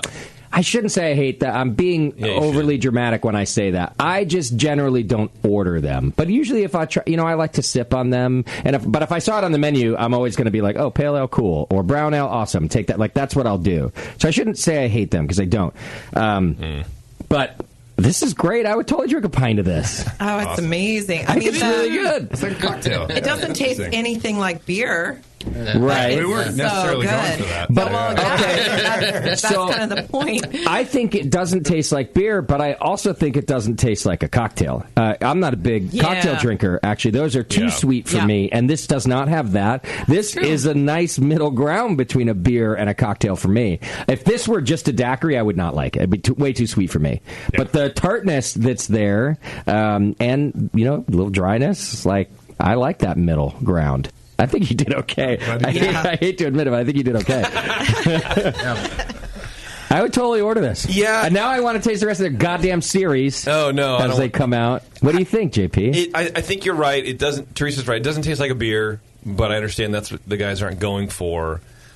But I wouldn't order it because that's what I want. I want to drink a beer. Yeah. I don't want to not drink a beer. And I think that's part of my problem with these sort of beers. Is you're looking for a beer. I'm looking for a beer. Sure. And this is not a beer, and so therefore I don't want it. If I want a cocktail, I'm going to get a Mai Tai or some shit. I'm not going to get a banana daiquiri. But if the goal was to make a beer that tastes like bananas with sour and fruit and to be drinkable, this achieved that. It's not disgusting. I thought it was going to be fucking disgusting. Because every time I see these beers on Instagram, I'm not kidding, my stomach turns. It just goes like a blurp. And even though you've never tried one. Even though I've never tried now. one. And your smelling mental image of it was so horrible. And smelling it made my stomach go kablooey. Oh, you didn't like the aroma even? I didn't. It's just it's a mind over matter thing. Okay. Like I knew what I was smelling. The aroma's great. It smells great, but I knew what it was. I knew what I was about to do, and my stomach felt ashamed. It's so good. But the flavors are great. Everything's handled very, very well. It's just like Dave said, it needs rum. Or even bourbon. I drink it with rum. Or you actually blend it? Yeah. No, I actually do ice. I put like 2 ounces of rum, and then I just top it. And then this is like your mixer for that. Exactly. Then it's an extra alcoholic mixture. Right. There's two things that need to happen with this. That's why he's Party Wave Dave, by the way. That's right. Oh, sorry. Warren and I have talked about this rum before. Rum Fire. Have you ever had Rum Fire? You ever know about Rum Fire? It's a light. It's not even an aged spirit. It's a clear spirit. It's rum, but it has these like fermented banana peel, funky aromas and flavors to it. It's fucking great. It's such a good rum. That would be rad in here, and a tequila would be good in here too. That's what I would need. So I basically would need a hard liquor in this for me to be. But it's done really, really well, guys. But you're saying there's a chance. Good mixer. We'll take it. Yeah. So I want this to go in a slushy machine. So you guys have a slushy come down to machine? Monterey. We'll make that happen. I want this over ice cream. Ew. No. Don't you judge me. But like, there's plenty of lactose in it. It would complement it. Vanilla doesn't go with banana, does it? It could be like it could be like a ice cream, banana split. float. Bananas Foster. Yeah. This beer could absolutely take over two positions in my beer repertoire. One of them is the obvious one, like sitting on a warm beach. Instead of a daiquiri, I would rather drink this because I did everything else too. So I'd rather it's tropical island beer and breakfast beer. Forget all this coffee stout shit that's been like the breakfast beer for a long time. That's yesterday's news. This is like a easy drinking smoothie for breakfast. I drink a lot of smoothies for breakfast. It's almost like a mimosa. Yeah. This could easily take over my breakfast beer slot for sure. So, in cans. Yes. Yep. All right, I'm gonna buy some. All right, stock my fridge. They're for sale in your tap room. Are they really? I never look, but that's good. Reason being, because I shouldn't be having beers for breakfast. But now that I know it's there, it's probably going to happen. We had one for breakfast yesterday. That's true. Yeah, nice. That was distant. We were done working yesterday. That's true. So it was Sunday morning breakfast beer. Easily take the place. Easy choice. And better than mimosas, too. I would drink that over a mimosa for a morning beer. I think you did well. Thank you. Thanks. And you're probably selling a shit ton of this. Yeah, I think it's gone. People are liking it. There you go. Yeah. What's next in the series? Yeah, good question. This is unfortunate because I'm drinking a ton of this. Yeah. But strawberries in the tank right now. So we went with banana out the gate, now more traditional. Right. I guess. Also, it's a frozen daiquiri inspired, just to be clear. Sure. Not like a traditional, it's like a garbage daiquiri. Classic daiquiri is very different. Yeah, my very favorite. different. We should probably speak to that. Yeah. I drink a lot of those when I was a kid, but they were virgin. So I was going to say, well played, parents. That's pampered upbringing. And look how I turned out. That's why he's Party Wave Dave. He's been riding the Party Wave for drinking mocktails for a long time. Longer, yeah. Why not? Next one will be Shirley Temples. Don't tempt them, right? Yeah. Okay, what's next here? I think we had the West Coast IPA with New Zealand hops is the next one we wanted to try. You guys have been using New Zealand hops for a couple years or what? Yeah, so we just linked up with the guys at Freestyle Farms in New Zealand pretty recently. We were lucky enough to go out to New Zealand and select hops last spring, which was an incredible experience. And you and I talked about it. I'm going to go. Our new friends, in fact, we're going to talk to them later on today's show if you want to stick around. But Hop Revolution is a new farm out there, and I'm going to go to my first hop harvest out there, which I'm really excited about. It's a trip, man. You're going to love it. I'm going to go hang out in New Zealand for as long as I possibly can.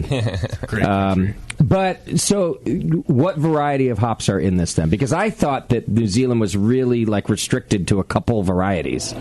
They actually have like quite a few. But so Freestyle Farms, they have these experimental hops that they, recently we were able to acquire some in a small quantity. This is a really small batch. This is like a little 5-barrel tank that was just an experiment. Okay. And basically, they blend these and package them in such a way that it kind of maximizes the thiols of the hops. Basically, exploring that component, which a lot of thiols can give you that passion fruit, tropical, diesel, like we were talking about earlier. A lot of that's people think it's thiol based. Okay. This particular one just has a number, and we threw it in a tank, and we're like, "Holy crap! This smells crazy." Yeah. Like a really. Yeah, it's like super mango heavy candied melon. It's like it almost smells like diesel again, though. Too. But it's diesel, yeah, exactly. It almost smells like another cocktail beer.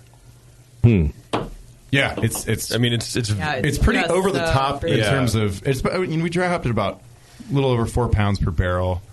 just to really get an idea of what it can bring to the table. And, that'll do it. Oh my god! Like if they had this commercially available, I would stock up on this. Go right for it. It's a little heavier on the diesel, I think. Definitely, it's a little more dank, a little more pungent. I don't get that on the pale ale. I got the pale ale. I got a more lot. of it. This I don't get it at all. Yeah, I'm the exact opposite. The other one was like, subtle. I'll take that. This one's a little stronger. Yeah, but definitely a lot of lime, like lime juice in the aroma. I haven't even tasted it yet, but it smells a lot like a Mai Tai. Like a Trader Vic's Mai Tai. Okay. Like I don't know. I could definitely. And this is single hop all the way through too. No. Yeah, it's actually our base West Coast IPA. Biggie's like, no. It's Mosaic. It's just a hot side is Mosaic. Yeah. Okay. So, but that's just for some alpha, right? Like, meaning like 60-minute hot side or Whirlpool hot side? 60 minute. Okay, so that's just a little. Whirlpool alpha too, actually. This is It's basically Mai Tai beer, which is we make a beer called Mai Tai.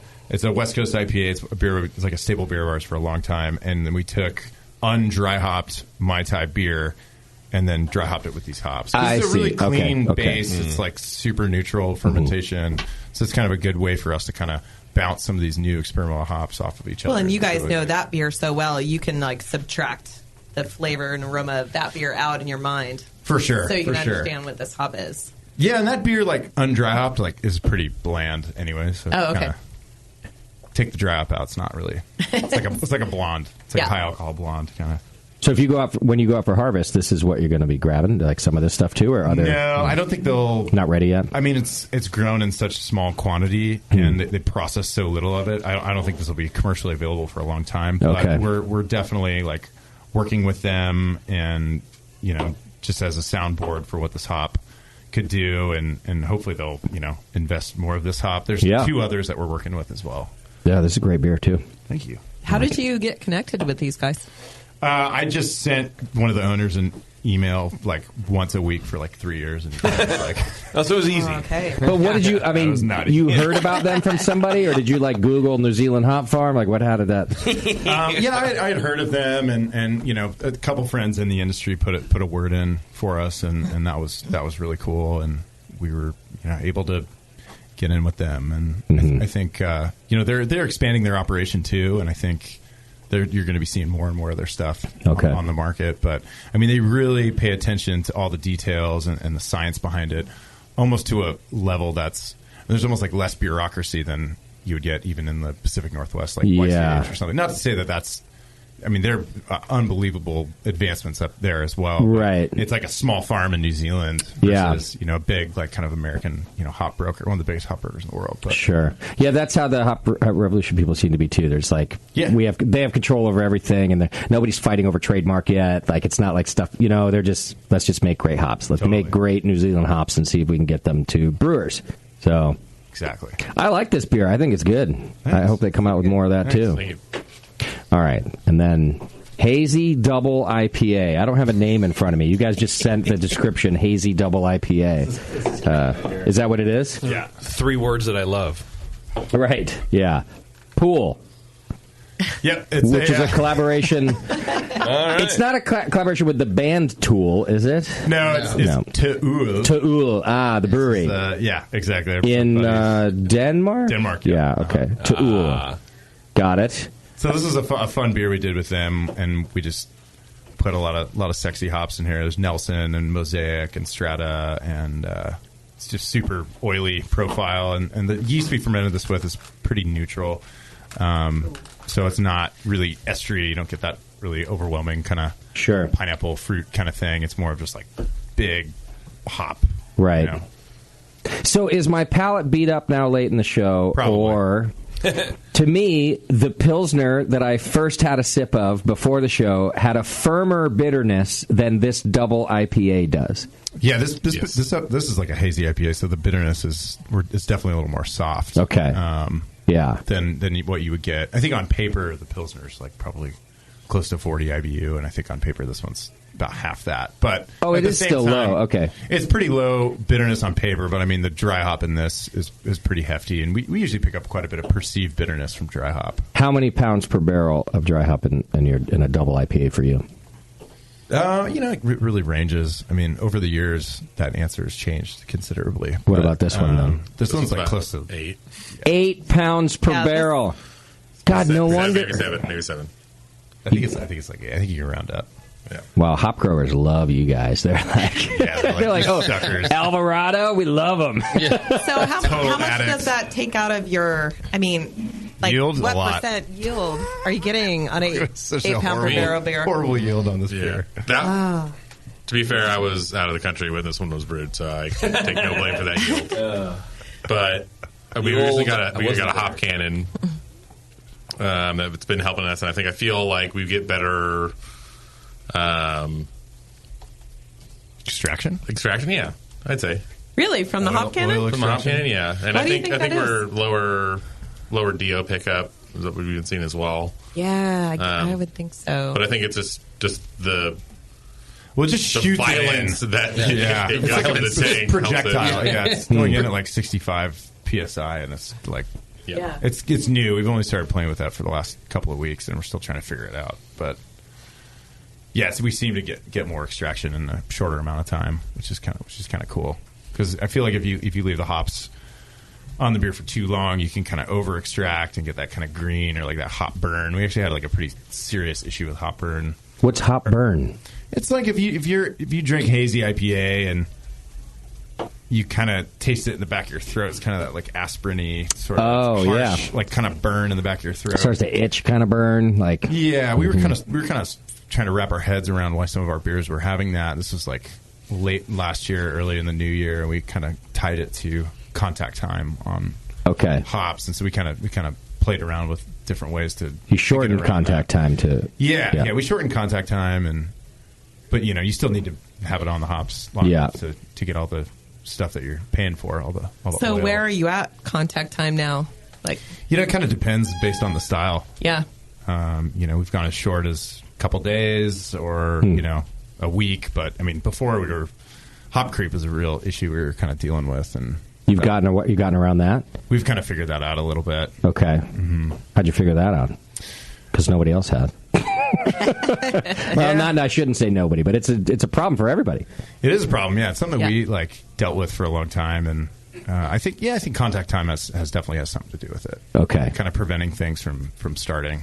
So, are you saying to me? I'm just trying to read between the lines here a little bit. If you were to keep it on for a full 2 weeks or something, like maybe that's what everybody was doing. That's too long. Crazy chlorophyll in your beer. It would, I mean, not literally, but it would be super green and vegetal. Yeah, it'd be just because of the sheer amount. I only know that because we had to dump beer that was on hops for like a long time that just we couldn't get the green matter to come out. It was undrinkable. It's interesting to me that you couldn't do, and I'm sure you guys, this is exactly what you're messing with, but like instead of 8 pounds per barrel at 4 or 5 days, why couldn't you save a little money and do 4 pounds per barrel for 7 or 10 days? Does that make sense? Like, sure. But it sounds like as you're experimenting, the quantity matters and not just like the time. Yeah, I think it matters, but we also run all these beers through sensory, and some beers that are dry hopped at a much lower rate than that still do really well in sensory. And so it's. I don't think the law of diminishing returns is as apparent as it's made out to be in the industry. With like more and more and more, you're not getting anything at that point. I do think you get a lot out of a bigger dry hop for sure, but. Once you're up above like 5-6 pounds per barrel, it's. I mean, we haven't done this long enough to really know for sure. I think it might be varietal dependent as well. Oh, absolutely. Yeah, I've talked a lot about this with YCH on our hop show, and I'm just the dummy and like asking all these questions, and everybody's just trying to figure it out. And obviously, hop suppliers are like, no, 8 pounds is great. 8 pounds per barrel is great. But I think you guys are everyone's going to figure out this middle ground. And what's strange about beer is that it seems like such a simple thing, such a simple product, such a simple scientific reaction, but it's really not. And ultimately, you guys are going to find out as the years go by that it is variety dependent. You're going to find out exactly why 8 pounds does one thing, because there's just this amount of thing that comes out of it that's not. But we just don't. It's not documented yet, right? Like, nobody's experimenting. There's not research yet. Yeah. Exactly. So y'all are going to figure it out over the next several years, and then you'll be able to, brewers will, very soon, we'll be doing shows about that, where it'll be like, it used to be we sort of guessed and put 6 or 8 pounds in, and now we know exactly what's happening. Yeah, maybe we'll be able to quantify it at some point. It's mostly anecdotal in this industry. Yeah. So. Yeah. Drift from what, like maybe Eldorado is today compared to what it will be. Oh, yeah. Yeah, I mean, hops change over time, too. That's the other thing, but... yeah. And places like YCH, the bigger places are trying to map all of these compounds as best they can, and that technology is getting better and better, too. Absolutely. Every year we go up there and select, and I'm just so blown away by the research and the thought and all the resources that they put into figuring these questions out. Yeah. And now, like, the big topic in the industry is thiols, and those are measured in parts per trillion. Right. Where the threshold is so incredibly low. There's one lab in the world that can measure oil on that level. Right. But it has such a big impact. And I think with some of these New Zealand hops and, like, hops like Strata, Mosaic is a hop that's huge in thiols, it makes sense. But... I think a lot of the focus is on like total oil, where the majority of the measurement of that total oil is getting blown off, or it's mercy, and it's not even like relevant to the final beer. So we don't know shit. And that's what I mean. Yeah, there's all these tiny things that end up saying we don't know shit. That's exactly what I'm getting what's at. Fun about the industry. It's like we literally and just figuring out like. Okay, so you want the thiol. So how do you get more of these thiols in your beer, out of the hops and in the beer? Because my understanding is they're not that soluble, so it's that challenging. You have some that are like free, like thiols in the hops, and you have like ones that are bound that there's through biotransformation. Maybe you But can... then, like, what if there's an enzyme that can, like, bring these things in and make them more soluble? Exactly. Oh, my God. Use the thiol. I mean, master. just think of the beer we're going to make in 10 years. Yeah. Thiol master. Yeah, you thiol master with, like, will there be a... Yeah. That's a good beer name. Susan secondary fermentation. I think we need to do that. Like, will we 10% of all? Will we look back and be like, I remember when you could just like go from being a home brewer to a pro brewer, and now they're all PhDs. Like every brewer will be a PhD in 30 years' time or something, because you have to understand all of these things. You don't think so? PhDs. Honestly, I've met some really dumb PhDs. We're all PhBs, okay? Yeah. And the B stands for yeah. Well, I'll be dead then anyway, so it doesn't matter. I'll give you a PhD right now, dude. Do it. If you know what I mean.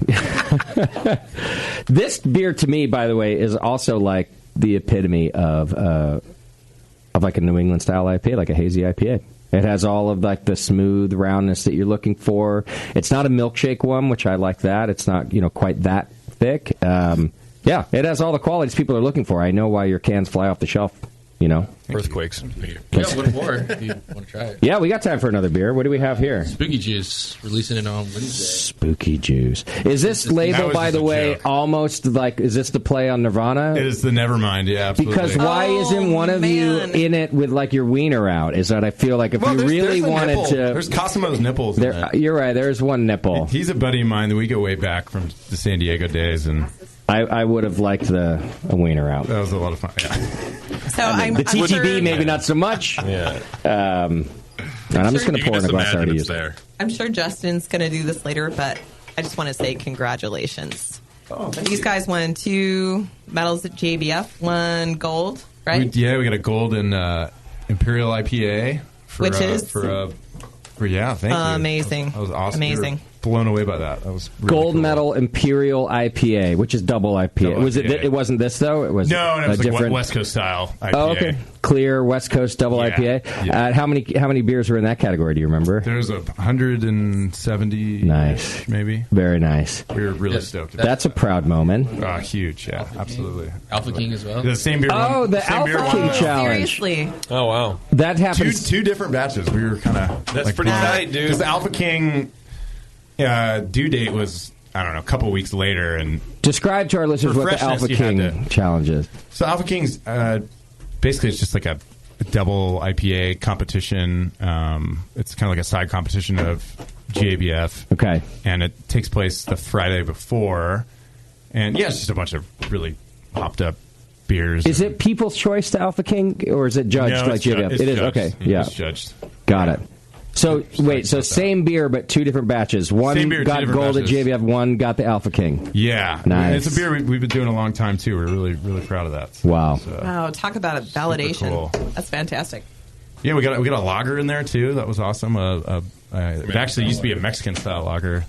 And then we kind of rebranded it as like a West Coast lager. It's dry hopped with Citra, so it's called Citra Besa. Nice. And we got a bronze in that at GABF, which was cool. And then our sister brewery, our mixed fermentation brewery, Yeast of Eden, got a bronze in the Belgian style lambic. Belgian style Saison or lambic category. Yeah, nice. That was cool. That's you guys cleaned up a little bit. Yeah. The Mexican style lager category is growing fast too. It was actually in contemporary American Pilsner. Oh god, what is that? I didn't even know that was a thing. Yeah, it was a new category this year. Okay. Weird. Yeah, seems like we get next year be pseudo contemporary. Did you enter it into because Mexican lager does that have its own category or is that like international lager or something? Or? I think it's like international style lager. Yeah, okay. Because I was talking to Sully from the 2NA about this. You know, he's got El Sully, which I really like. He was talking about how that category is kind of growing. People making more Mexican lagers, which I think is a good style. Oh yeah, it's awesome. Ours wasn't really a Mexican lager though because it was really hoppy and it was laced with Citra, so it wasn't really okay. What sounds like it was a more contemporary? like an IPL under 5%, basically. I see. Very contemporary. Were you guys there? Did you go and get on stage and fist pump Charlie and everything? We sure did. My wife was with us, and I actually brewed. Citra Besa was a homebrew recipe of mine back in the day. I brewed it for our wedding. Nice. Kind of cool. So it was kind of cool. It was her first time checking it out. Oh, that's cool. That's a lot of fun. Throw her a shout out. She's listening. So I like watching brewers win medals on that stage. It's a lot of fun. It's like it's your stage. I love hearing the reaction. People are just flipping out. It's great. Yeah. It's the best. Are people just like beating down the door to get these beers too? Did you like brew them as quickly as you could? Or I don't know. Not necessarily. Because I think there was a time when the metal meant where we're going to sell this. I think it depends where you are and like how you incorporate it. We're not like one, even though Mai Tai we've won most medals with, is probably contains no juice. Just because it was like one. That was a good one last year. Just because it was like the first time we won out of the international style pale ale category. Yeah. And then it was one of our first like hazy double IPAs, and Well, that beer is straight up famous for sure. Yeah. Like we know all about it in Saks. So. It probably depends on which category you win in, right? Like. If you win in that's going to be some publicity. If you win in like strong Scotch ale, then like only we care because we're beer nerds, right? Like you're going to care because you're like, sweet, I love that one, yeah. For example, but like the public isn't going to be like running out for your strong fucking Doppelbock, right? We did get a gold at WBC for a double red. Okay. Yeah. Nice. And then nobody cared but you guys. Yeah, we made it and no one cared. You could probably hang medals all around the sign in the brewery and still everyone's like, I can't see. You covered hazy with medals. I can't. Just rename it. This one gold. Yeah. Did I say blueberry? Was it? Yeah. Now, you guys had talked about Matt Brindleson and his bowl of medals. So yes. I started my own bowl. You did? I'm trying to fill up that bowl. How big is the bowl right now, would you say? Well, it's Did you start with a large bowl or a cereal bowl? My bowl's like about this. Okay, like a large cereal bowl. I put all my Eldorado County Fair medals in there. It's full now, but it's not very illustrious.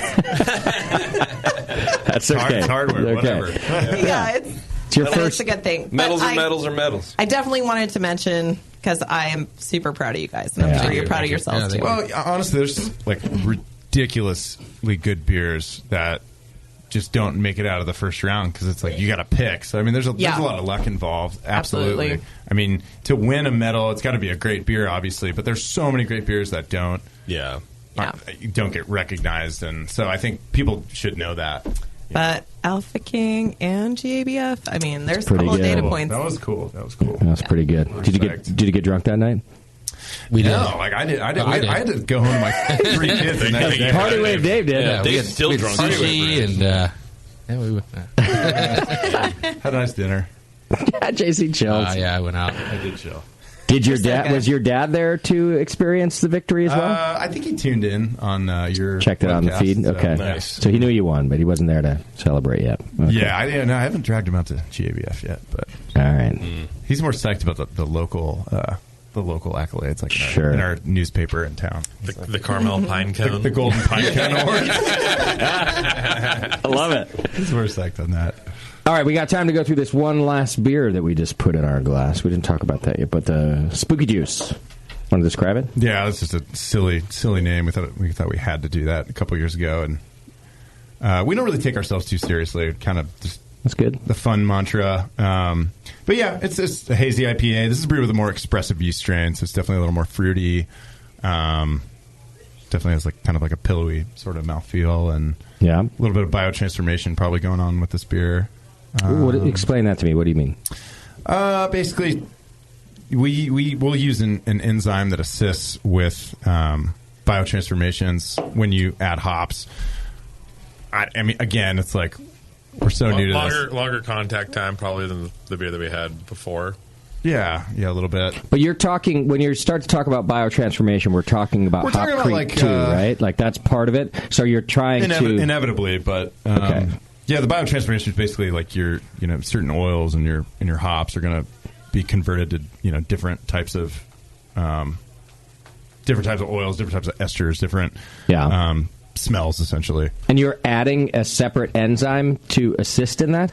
Yeah, we do. We've been playing around with this one enzyme. It's glycosidase. It helps break down glycosides, which is kind of like the scientific way to do it. That's about all I know. Okay, unfortunately, but it assists in this process so that it's more predictable rather than like just let it go and see what happens. Like it's more like so. For example, like this yeast strain is really estery. It has a really nice fruity bouquet on its own, but it doesn't transform that much on its own. So with an enzyme, that'll kind of help it sort of clip off different compounds to make more.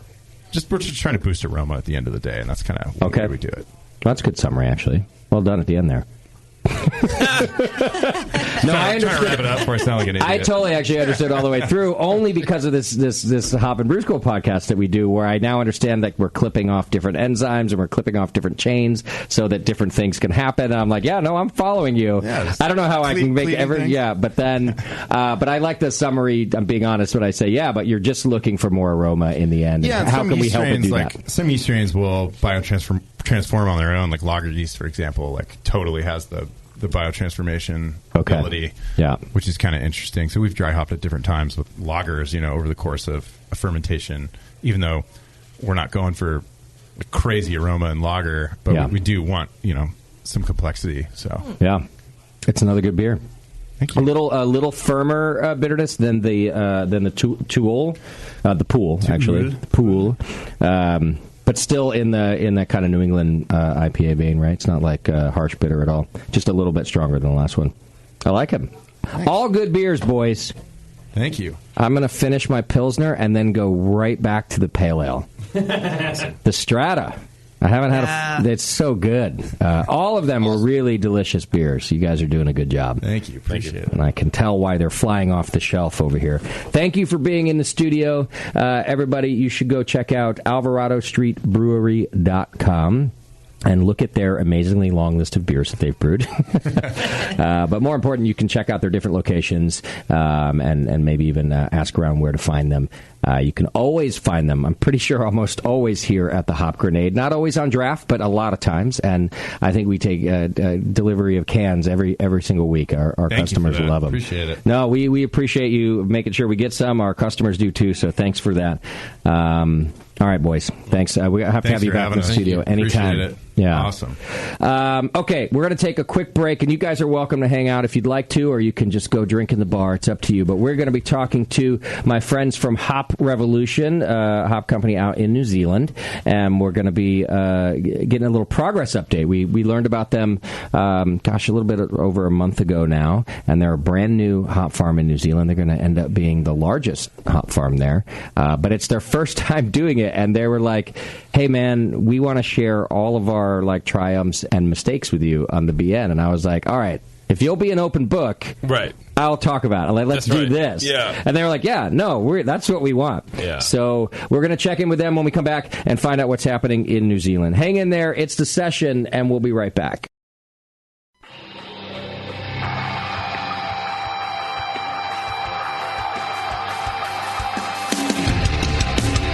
Hey, what's up? This is Blake from Creature Comforts. You're listening to The Session on the Brewing Network. Welcome back to the program. Thanks for hanging out with us. Thanks to Alvarado Street Brewery for being on the show and bringing us all this great beer. Got their Strata Pale Ale back in my glass. Nice. Good. Good beer. Super good. Speaking of good beer, the 21st Amendment's newest seasonal release is Tasty IPA. Of course, that's near and dear to the BN Army's heart. It's a collaboration brew between everybody's favorite brewcaster, apparently. Which is Tasty. Oh, I was going to say, I've never done a beer with them. Yeah. Tasty brewed it with a 2.8. It's a 6.8% ABV and 58 IBU. It's got a nice light straw color. Tasty IPA drinks easily, but it's not necessarily easy drinking. The hop-forward creation spawned originally from early test batches of Tasty's own homebrews features Calypso, Simcoe, Azaka, Amarillo, Citra, Simcoe, Lupulin Pellets, Centennial, Cascade, Equinox, Cascade Lupulin Powder, Mosaic, and Azaka again, apparently. Wow, that's a lot. Azaka twice, yeah. It's a bit of a hop salad. It was done as a one-time only beer, but it's become so popular that it's now part of 2NA's 21st Amendment's main beer lineup as a new fall seasonal release. So go check it out on the shelves. Tasty IPA by the 21st Amendment. All right. Now, we should have my friends from Hop Revolution on the line. Let's see if this works, if I figured out how to do, like, international things here. We should have Susan and Jason. Are you guys here? I'm here. Yep, we're here. There we go. It worked. This technology is amazing. Wow, you don't even need an adapter. I know. Didn't need an Australian adapter. Although... Jason and Susan, I did buy myself an international adapter just today in preparation for my trip to New Zealand. Yippee. Fantastic. You're getting yourself organized, Justin. I know, and it's such like a little thing, but it got me all excited. It felt like I was like, oh, this is really happening. I get to go to New Zealand. Oh, I like how they already know you, too. Yeah. Like, oh, that's good. You're good. Yeah. Good job. They're like, you did well, it. You might make it to the airport. Yeah. Did you buy that extra large suitcase to fold us all into so we can join you? No. But I'll end up buying a big old suitcase in New Zealand and bringing home beer. So. Yeah, that's just as good. Yeah. And wine too, right? Let's go, Jason. You were a wine guy in a previous life. Yeah, wine guy. So you bring a big suitcase. You can. I think you can take about 5 or 6 bottles back. We'll take you around in Nelson, flick you over to Marlborough to taste some good old Marlborough Sauvignon Blanc. Oh yeah. Don't forget to pack your jandals and a little bit of sunblock. We've got plenty of hats down here, so you don't have to worry about that. We've got these really cool ones with just a grenade on them. Yeah, perfect. Did you say jandals? Are those sandals? Flip-flops. Flip-flops. Flip-flops. We call them jandals. Jandals. So, yeah. I like Take it. one of those. Why jandals?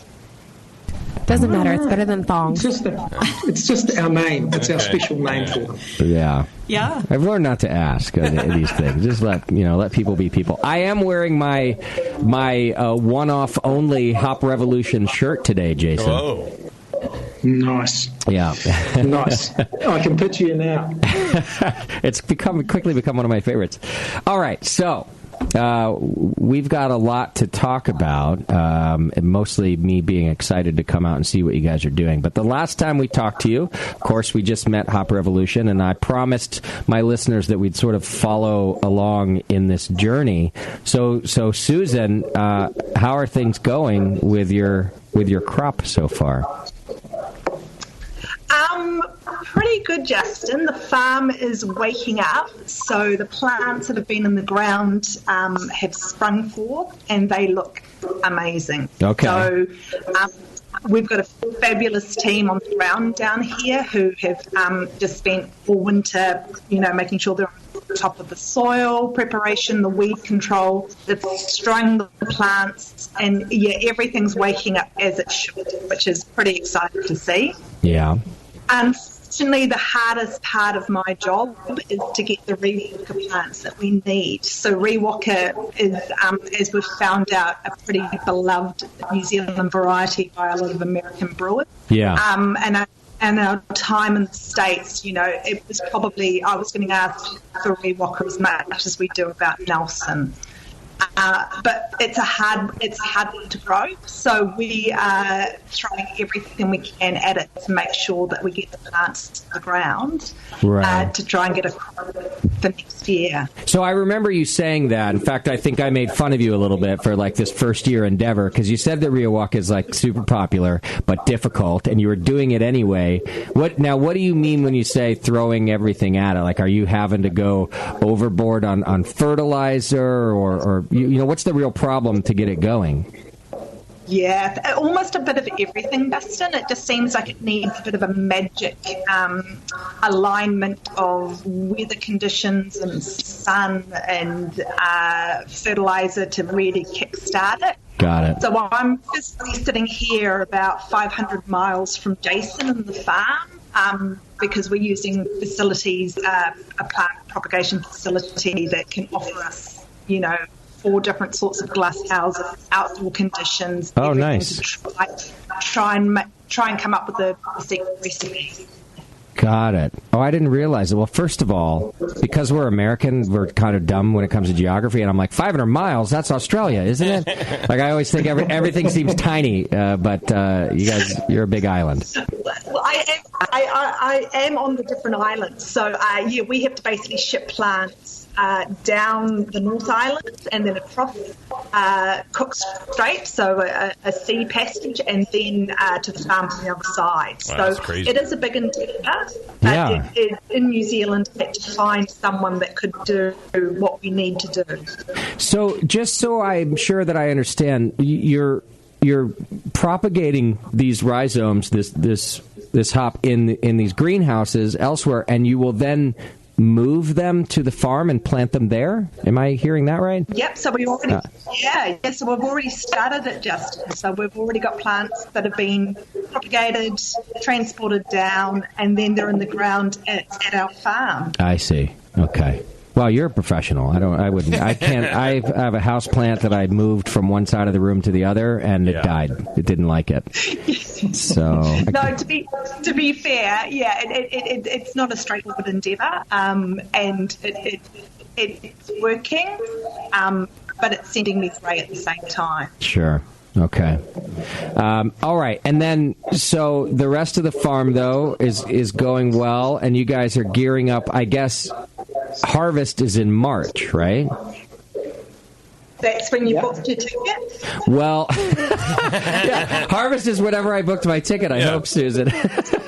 Actually, to be honest with you, I have a real question about that, because I've been talking to some brewers, some brewers that you met, like Roger Davis out here at Faction, and there seems to be some confusion about when exactly harvest is. But of course, it's a crop, so there's going to be a window. But like, I didn't know if it's early March or late March. Some said maybe even like early April. What are you thinking?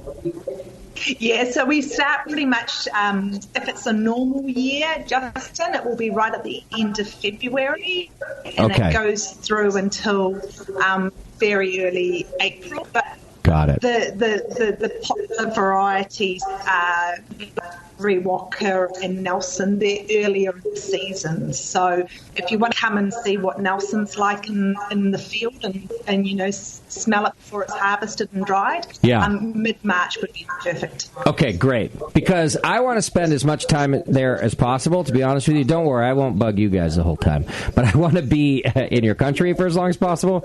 And we have our beer festival like March 24th. So my thought was like late Feb, and then spend as long as I possibly can through the middle of March and not come back here until my 28th actually is my fest. So, but I want to be able to see something. I want to smell it like just before it's harvested. And you're thinking that might work right there.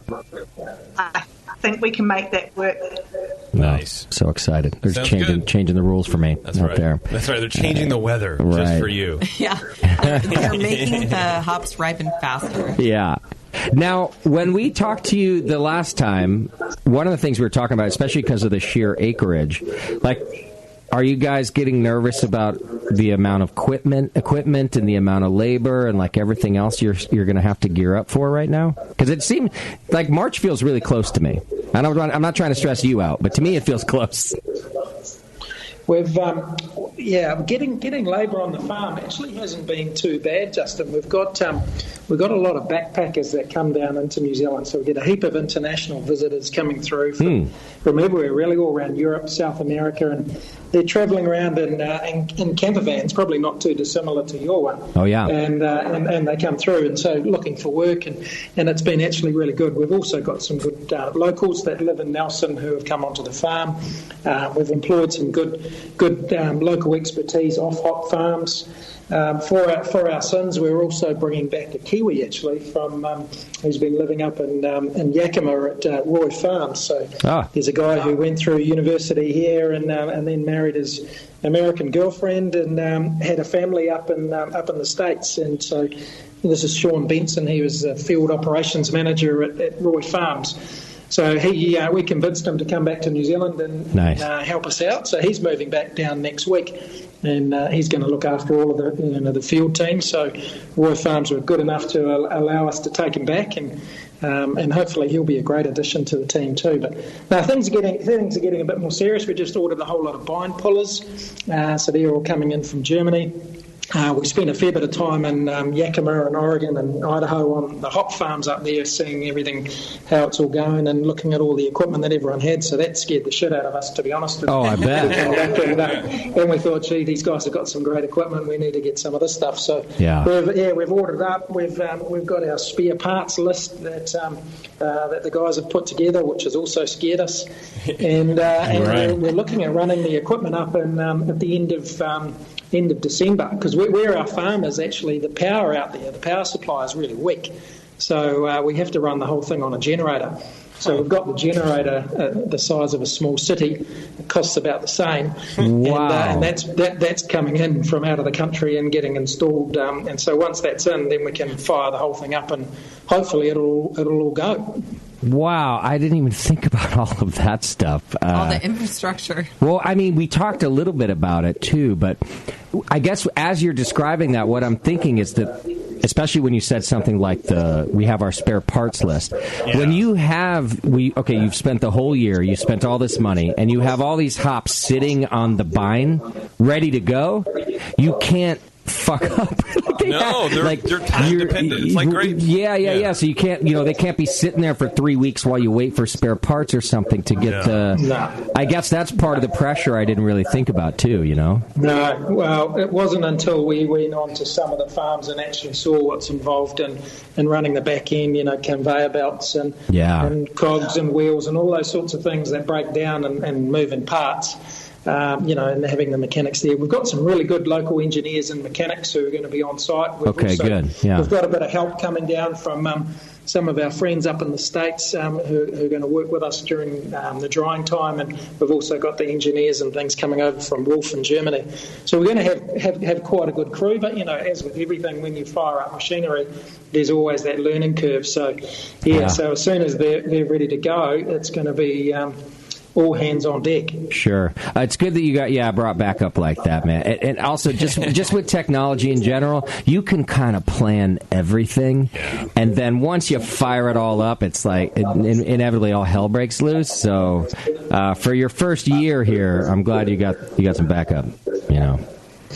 No, it's going to be bloody interesting. We've got the Rugby World Cup going on at the moment, and as you were talking, it made me think we just had a change of provider. So the previous provider that's been screening the Rugby World Cup, which is the biggest event in New Zealand every few years, this has been filmed up in Japan, went to another provider, and of course as the load came on when everyone wanted to watch the games, it caused a fair bit of glitching and a fair few problems. But it's one of those things you just don't know until you fire it up. So we'll do our best to prepare it, but I'm sure there's going to be a few sleepless nights at the beginning. Oh, 100%. It's not grey already. It's going to be grey by then. So I was just at the Great American Beer Festival, just kind of the same sort of anecdote. They were trying to switch the judging 100% over to iPads for the first time ever. And they had been experimenting with it for a couple years, but this was the first year that judges would not have to write on paper anymore. Oh, good. It's all through this software. And you know what? They tested and retested and tested and retested, and it didn't matter when they fired them all up together all at once at the one time. Stress tests. And this happens to me all the time. Every time I do a streaming broadcast from somewhere else, doesn't matter how much I test it, there's just always something in there. So, well, Well, this will make you laugh, Justin. This is a classic. So in New Zealand, we've got 4.5 million people, we think. What happens is every 4 years we have what they call the census. So people go around and knock on every household door and ask how many people live there and what your ethnicity is and what you had for dinner and all that stuff. Yeah. And then the statistics came out. So a couple of years ago, they decided to take all of that online. And, of course, a lot of people don't have computers. And so our census was an absolute disaster. And we, at the moment, don't even know how many people we've got here because no one logged on. So... that is fantastic. Actually, it's probably worse than you don't know what you have. You have a bunch of false what you have. Yeah, right. You guys are like, wow, half our population's from California. It's very strange. I love it. How does that work? Well, I'm wishing you guys luck, and I'm sure you'll do fine. You got a bunch of, it sounds like you have all the extra help there, so that's a good thing. Susan, have there been any... I don't know, any notable, I don't like to use the word disasters, but things you were like, hey, this was going to be a slam dunk, no problem at all. And then you're like, that was more difficult than I thought. I think I've turned into one of those people, Justin, who fixates on weather reports. Okay. So we were expecting it to be a cold, wet spring, and it came true. So the weather has been wetter than we normally have, and it's colder. And in fact, even today, there was a fresh dusting of snow on the mountains behind the farm. Snow? It's super late. We haven't had a frost since the baby plants have gone in the but it was interesting talking to some of the hop growers in Yakima. They had a very similar spring this year, and it brought them headaches. So I was lucky enough to be able to talk to some of them and head off some potential disasters. But weather is like my thoughts at the moment, and with any luck, another week or two, we can probably breathe easily about phosphorus being over. So, first of all, I'm glad that the thing you're worried about is like the one thing you can't control. Like, I feel like that's healthy. Like, that's just fuck it. Like, it's going to be what it is. But also, when I picture New Zealand, I'm like, it's like the most wonderful climate on Earth. So, give me what's cold. You can give it to me in Celsius because I brought Google up so I can convert it. But like, what is cold? Yeah, so I mean, where I'm sitting today, Justin, it's a balmy 68 degrees Fahrenheit. I've just done the conversion too. Thank you.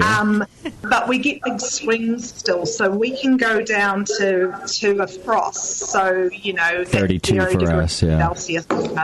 Okay. Pretty much right up until the end of this month on the farm. Okay. So we're not totally in the clear, but we're almost in the clear. And with the state of the plants right now, are they sprouting above ground or they're underground so a frost doesn't matter, or both? No, so they're climbing up the springs now, Justin. Okay. So they're big. They're probably meter. Now I have to go back into feet, don't I? They're probably like 3-4 feet high, some of them now. Yeah, so a frost would take off their tips and they would have to grow back from lower down on the plant. So it would slow them down. It wouldn't kill them. Okay. But it then starts messing with them. And you're saying that happened in Yakima Valley too, that they had, so maybe they lost the top and it just everything slowed down is all. Yeah, I think they mostly had just slow growth, Justin. So stuff that it didn't progress as a normal season for them. So this is the beauty of climate change, or right. the odd season where I think we're having more atypical seasons, and that'll be really interesting going forward. Okay. All right. Well, I hope it warms up then. Sounds exciting. Yeah, we're all going to think warm thoughts for you. I know we are, yeah. Susan also sent me, because Susan heard I had my little Volkswagen bus, sent me links to where I can rent a VW bus and be a hippie in New Zealand. There you go. While I'm there and drive around with the other backpackers that are going to be working on your farm. That's right. Yeah, they might put you to work. You know what? I'll work for a day or two. I can be. Let's slow down. I can be not lazy for like a day. Well, let's slow down. I like that you offer a day up for us, Justin. So yeah, Susan. You know what, Susan? I'll do whatever you say. She'll be like, a day. Get your ass back out there. Okay. I promise. What do you like at driving a tractor? I would totally drive a tractor. You should. That sounds fun. There's probably no other workers. It's you. Yeah, that's like, right. Okay. That's why I'm being invited. Yeah. Mm-hmm. I would totally drive a tractor, though. I think I've driven a tractor once, even. So everything will be great. Don't worry about me. Yeah, it'll be fine. just point me in the right direction. You don't even need to tell me what to do. Clutch, brake, shifter. Yeah, Go. yeah. Well, I'm excited. And listen, as I've been talking to brewers lately, and I don't know if it's just because it's on my radar now that I've been hanging out with you guys, but like New Zealand hops just keep coming up more and more, it seems like. Brewers talking about going to... half the people I've said, brewers anyway, I'm like, hey, I'm going to New Zealand for hop harvest. They're like, so am I. So I feel like, I don't know if you guys are at your peak of popularity or rising up in popularity, or I just wasn't paying enough attention before. But American brewers are into New Zealand hops. Yeah, we when we were travelling around after we met with you, we must have called into probably 50 or so brewers across the states, and what we tried to do was sell the holiday coming down in February, March, and doing the Abu Tasman walk, seeing the West Coast, and to be honest, it didn't take a lot of convincing for people. I think they just thought, man, if we can get a business trip, come down for a bit of a holiday, do a bit of mountain biking, get on the beach, do some hiking, call it a hop trip. If I can get it past the boss, I'm there. So, so we did our best to talk people up. But we also have a symposium down there, which is in early April. Won't work for your timing, but so there's a bit of technical conference as well. So, I think it'll be absolutely awesome. We always have good weather at that time of year too. So it's well worth escaping the winter and getting down this way. It is, and I heard that the boys from Garage Project have like a festival around April. Bev, you can do Springfest without me, right? You don't need me around here. I can. I quit. We've been going. Come on, we've been doing it for. It's 11 years. It's a piece of cake. You'll be fine. I'm gonna stay. Last year when we were short staffed and it was the worst Springfest of my life. Yeah. This year you're not gonna show up. I'm gonna leave. I mean, I'm just saying there's a small chance I'm really gonna like it there. There's a large chance I will quit. The Fair enough. Is shooting across. Teresa, you want to run Springfest, and I'll just bring Beeve to. Yeah, I'm super good at that. Oh, that I totally support. See? No. One of our TV networks is for sale down here, Justin. You could come on down, make a cheeky offer, and set up shop down here. Oh, I'm great on television. I did that for a while too. People love me on TV. I look like a homeless guy who knows about beer, basically. All right, you two. I'm excited. So keep me up to date. Do you guys were you putting up some social media or a blog or photos or anything we can direct anybody to? Yeah, we are. Yeah, what do you have? We've got an Instagram page, Justin. We've got a website that we've actually, funnily enough, after the first interview with you, we got approached by quite a few brewers who had heard us on your show about whether or not they could get New Zealand hops. So we love hearing from brewers and people. So, check in and you can send Jason or I emails or get in touch via Instagram. So go Instagram. It's Hop Revolution. Of course, the website is hoprevolution.co.nz, and there's a big old contact button right there on the top right, and I'm sure that'll go straight to you guys. And I'm glad that brewers were responding. Like I said, people want New Zealand hops, so that's cool. Yeah, we were stoked. Met some great people, tried some great beer, And to be honest, I can't wait to go back. So there's plenty of places I want to explore, and plenty more brewers to meet. Absolutely. All right, well, I'll come to New Zealand, you come back to the U.S., and we'll just keep trading off back and forth. I like this idea. Yeah. Awesome. Thanks, Justin. Thanks, Susan. Thanks, Jason. Don't stress out too much and keep us up to date, okay? Will do. Have fun. Bye. See ya. Bye. Bye, guys. Cheers, guys. Bye-bye. There we go. Yeah. Hang up on them real quick. They're nice people. Yeah, they're like so it. nice. Yeah. You weren't here for that show. I was not, no. I wasn't here for it either. I was like, but I thought you listened guys to were. it. Oh, you did, yeah. No, I wasn't there, and I was like, oh dang, I gotta like pull some Ian strings to try to get some of those hops, right? Yeah. Well, that we can do. I'm sure we can get you some hops, for sure. and also like the Kiwis make the. I've said this before. They make the Canadians look like assholes. They're that nice. Wow. Yeah. So I had written to them after that show, like, hey, I am interested in coming to this hop harvest. And I was just asking the dates, and then they answered that and sent me a giant list because I think the Kiwis have a good like work-life balance. So they answered my work question in like 2 sentences, and then spent another entire email telling me places I should visit while I'm there. Nice. They're like, you need to go to this island, and Jason lives over here, hang out at that one. Susan lives over here, go there. We all vacation over here. Here's a link to where you can rent a VW bus and travel the whole country in it. And like, so they have like this. They're just kind and have this good like work-life balance thing that I really like. So. Good people, but I'm going to admit, I'm a little worried for them. The stress of this like first crop I wouldn't deal with it well. I think the Kiwis probably deal with it better. Well, especially after that hop panel that we were talking to some of the growers, and they were mentioning like we know a lot of stuff that you can't just learn.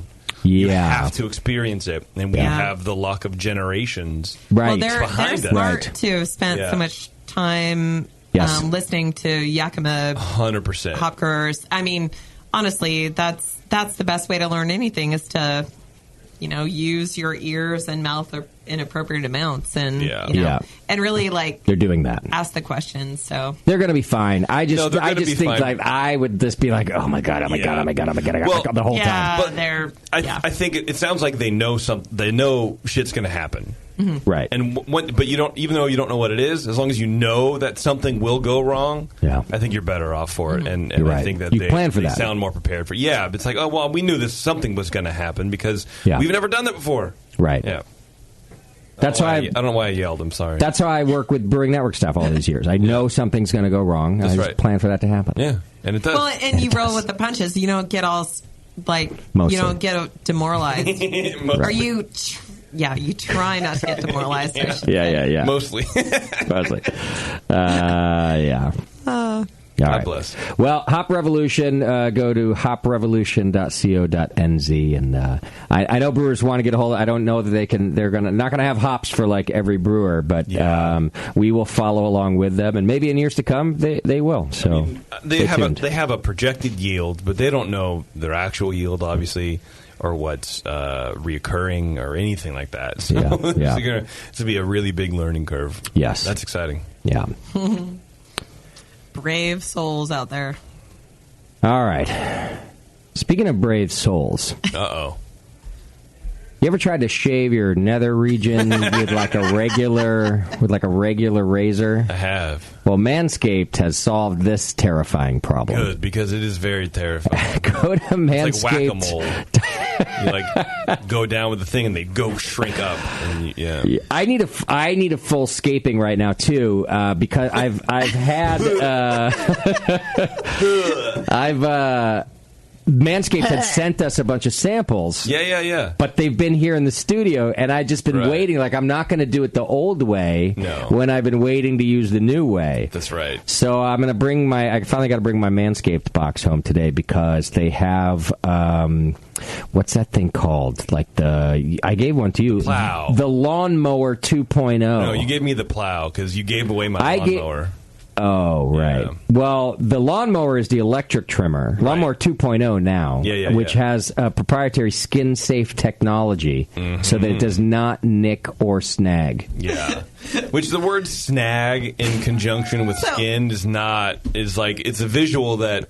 No, yeah. It's good marketing in the sense that you already immediately understand what they're getting at. As a guy, yes. Yeah, and it's like, oh, say no more. Yeah. Yes, Teresa, you were going to chime in on Well, I was just thinking about, okay, what is the plow? What's the lawnmower? And I was like, okay, wait a minute. The plow The plow's like a straight razor, actually. Yeah, safety razor. It's a safety razor, but kind of, I don't know.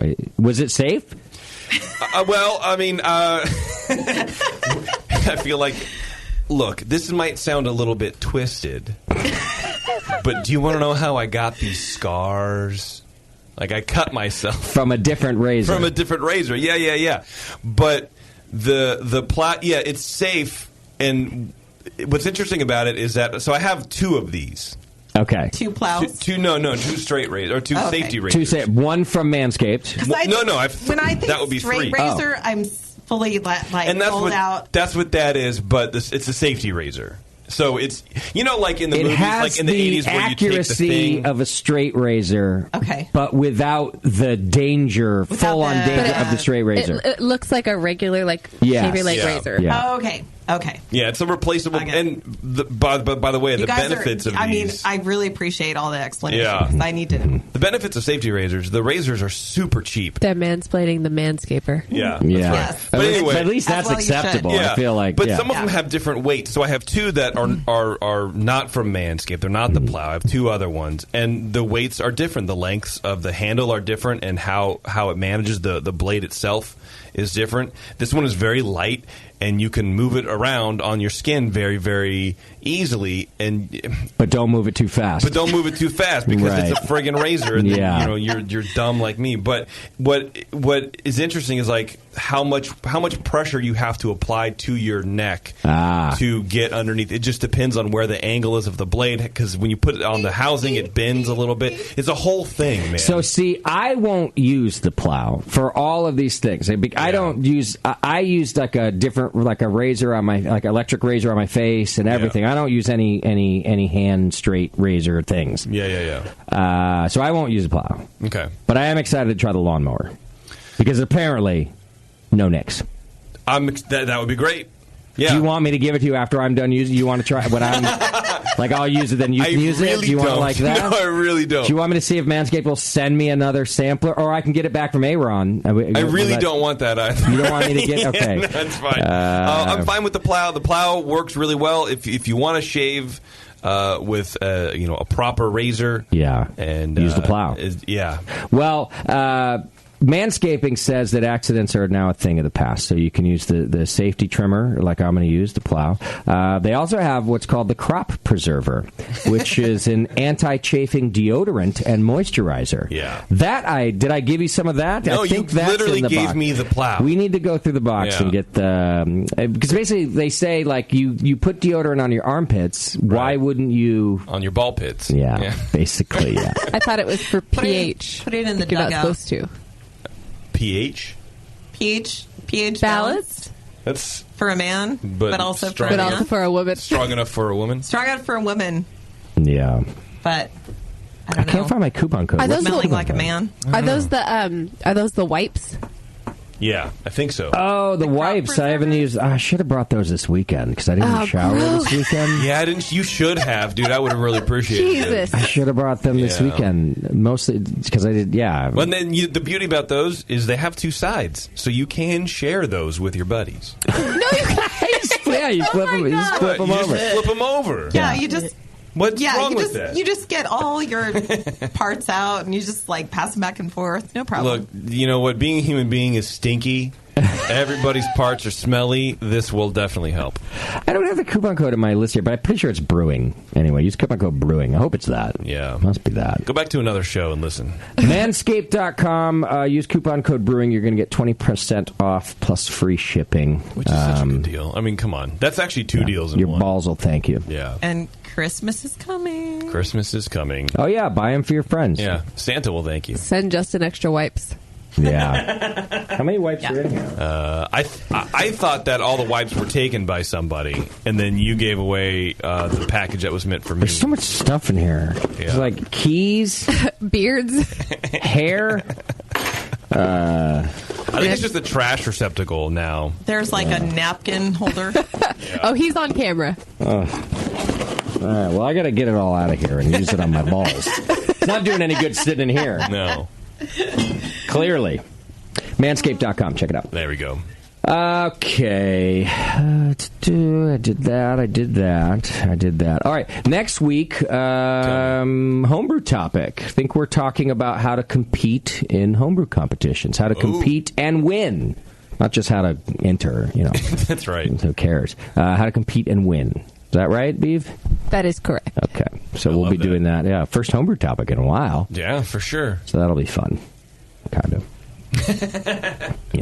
No, everybody loves to win. That's right. Yeah. Well, then on the 4th, I believe, is making hard seltzer. At home, too. So we're going to have two. With Flat Tail and Sully. Flat Tail Dave. And 2 Sully. That's right. I think it's Flat Tail and 2A, right? Because I think Sully's into Sully the seltzer picked that thing. Oh, really? So I'm getting white girl drunk. You're going to have to... yeah. I'm going to miss that, actually. Oh, man. Yeah, I'm not going to be here that week, but you guys will have fun. You'll do great. I'm sure of it. Sure. But next week we'll do homebrew competition. Hell yeah. Thanks to our guests today, Alvarado Street. They were a lot of fun and brought us a lot of great beer, and I appreciate that. Thanks to Sierra Nevada once again for hosting us this weekend, and especially to Byron. Yeah. Up there. He's a good guy. And thanks to Hop Revolution for my new favorite shirt. That's right. With Hop Grenade on it. It belongs to me. Yeah. All right, you ready? Is that their logo? No. Oh, okay. They just made it you missed special it. for you. Yeah. That's how I found them. So this, again, is how nice the Kiwis are. Jason sends me an email, random email, like, hey, we're this new hop company, Hop Farm, and... did a Google search, thought we had the perfect logo, and found you, so I wanted to send it to you. I think it's different enough, we take a look and whatever, and I was like, wow, number one, thank you for writing to me at all. That never happens. It's always like, I find you, or our listeners generally find you. Yeah. So that was really nice of you. And then unfortunately... No, I'm sorry. All the hop grenades belong to me, even if it's just like a variation. It really doesn't matter. And he was like, you know what? Totally cool. No problem. Going to make another logo. I'll send you that one for approval. And I'm like, we don't have to do that. Like, If it's not a hop grenade. But he's so nice about it. And then he's like, hey, by the way, now that we know you, do you want to work together a little bit and like talk about what we're doing out here? And I was like, absolutely. Yeah. Then he said, we already had some merchandise made. I'm going to burn it all. Jesus. And I'm like, Jason, you don't have to go this far. Like, you can give it to your staff or something. He's like, nope. I'm going to bring you a hat and a T-shirt, and I'm burning the rest. Well, Justin, I'm burning it now. Yeah. I was like, Jason, you're so, like, again, they're so nice. That's cool. It's like the best thing to come out of a disagreement. Right? Honestly. Like, ever. It's a trip to New Zealand. Ever. It's a trip to New Zealand, yeah. Where they're actually going to light me on fire and then steal the Hop Grenade logo is probably what's going to happen. Perfect. The Wicker Man, but sort of not. Yeah. As long as somebody comes back here to help me with... Well, he's leaving after, so you have at least until Oktoberfest. I'm like, seriously, I was looking at the calendar today. I was like, can I like fly back and then back? You can. Do I just go after? But then the Craft Brewers Conference is in April. I'm struggling with my New Zealand time. Where is that this year? Yeah, where is that? San Antonio. Oh, nice. San Antonio, Texas. CBC, baby. Yeah, and it's a World Beer Cup year, so I got to go do the awards. You going to go? I'm going to go. Teresa? Yeah. I've never been to San Antonio. I'm looking forward to that. I've been to Houston. I've been to Dallas. Been to Austin. Mm-hmm. Never been to San Antonio. San Antonio. Sounds good. What's that fucking salsa? That old New York City. Paste picante sauce. I don't know why I thought of that at the same time. San Antonio just made me think of that. All right. JP, get us out of here. We have a Twitter game, motherfucker. Okay. How dare you? I thought I asked if I did everything. No. What was our Twitter game? I thought you remembered. Theme song for Beardy. Sure. Exit song. Yes. It's going to be a good one. I can't wait. Our friend Pete the Dink, he says the song would be Drive by Braille by Crash Test Dummies. Okay. Damn. But that's his everyday song. For sure. But that was like the one he replied a minute after I posted that. Right out of the gate. Like you've been sitting on it. Just a slam dunk, drive by Braille, by the crash test dummies. Right. Paul Bruce says, window down, beard flowing in the wind, and the National Lampoon theme song blasting out of the speakers in his well-maintained camper, which I feel like is a dig at you. Also, his camper is very well maintained. It is very well maintained. I've never been in it before. It's like he has nothing else to do. Because his is, I think, older than mine and in way better. In fact, Shimke refused to even ride with me. She kept coming up with excuses to not ride in I brought Kim home because I drove separately. Yeah.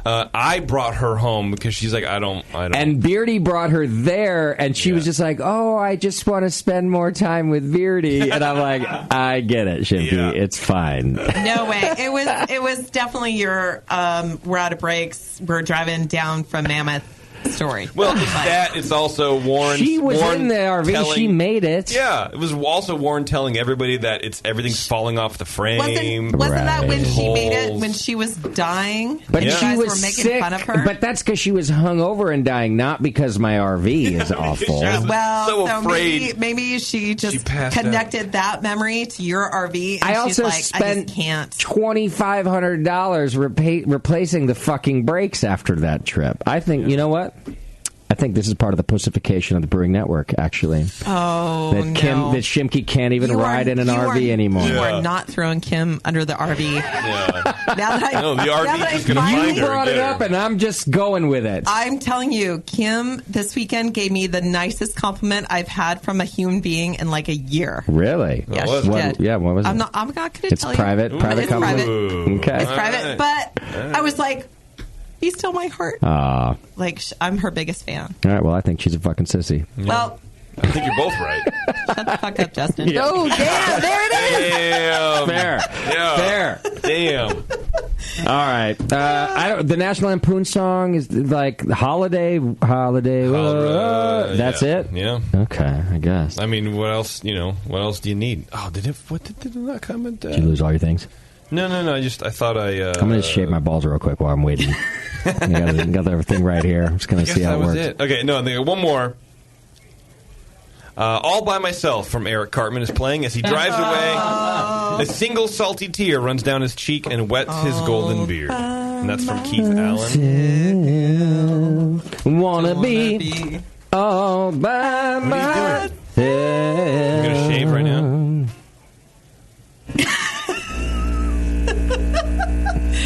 Oh, it's on. Everyone sit on your speakers. You're shaving. You're not supposed to shave your face. Well, I was just seeing how it felt real quick. It's got a little plastic guard on there. Yeah. Well, there's no rule you That's can't cute. shave your face with. No. It is cute. It's got a couple guards. It's because you want to keep your ball hair long. I think it's ergonomic in shape. Like when you cradle in your hand, it probably feels pretty nice. It does feel good. Yeah. It's contoured. I personally It looks a little bit like a vibrator. Oh God! I personally envision Warren driving away to Lionel Richie's "Say You, Say Me" playing. Just what I see. Did it come with a pen, or was that in my hand? Oh my God! Your hand, dummy. I see. Yeah, it came with a pen with a cap on the bottom. Like a basic. Are you having a stroke? Did it come with burning toast? Because I smell it somewhere and I don't know. Yeah, if it's in this box or I'm just hungry. All right, all by myself. I got it. All right, that's it. That's it? That's it, man. I'm disappointed. Me too. First of all, nothing was really very funny, and then we didn't really get a lot of responses. I mean, we got some, but I didn't really include them. So I think somebody should have wrote in freedom. Maybe he was like, yes, striking out. Right. Maybe all the sadness was just for our benefit. I think maybe just true. Warren is actually also dead to our listeners. They just don't care. Nobody cares enough to even think about a good song for him. Okay. I'm going to give it to All By Myself, I guess. At least that one I could picture happening, you know. Okay. There we go. All By Myself. Good job, Keith. That.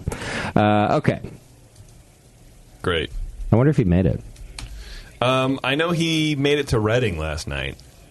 So he made it for like an hour? Yeah, I guess. And then stayed in Reading? I called him today. Is he not giving you guys like text updates? No, I wouldn't want text updates. I told him he's honestly. dead. Yeah, who cares? I want to hear from him. I'll leave you for a minute. It's gone. I don't want to hear anything. Okay, I'm going to ask him to give me text updates. He's and like I'm going to report to send us. them on to you. Mm-hmm. I'm like, what are you doing, man? You're not driving right now. I called him because I'm like, I figured you'd be driving and you can't text. I want to talk to you about something. And he's like, no, I'm just making food.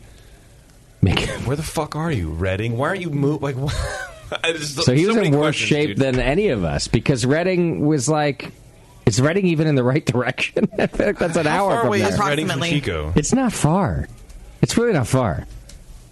It's 30 minutes? 40 minutes? An hour and 16 minutes. That's how far he made it. There's a lot of meth in Reading. There's a lot of math here. Well, that's how how he was going to make the rest of the trip. He'll be in Bellingham by He's Bellingham right started now. his meth habit. Yeah. Dang it all. Okay. That's going to get all stuck in his beard. Yeah. Can't have a beard like that and do meth. Fire hazard.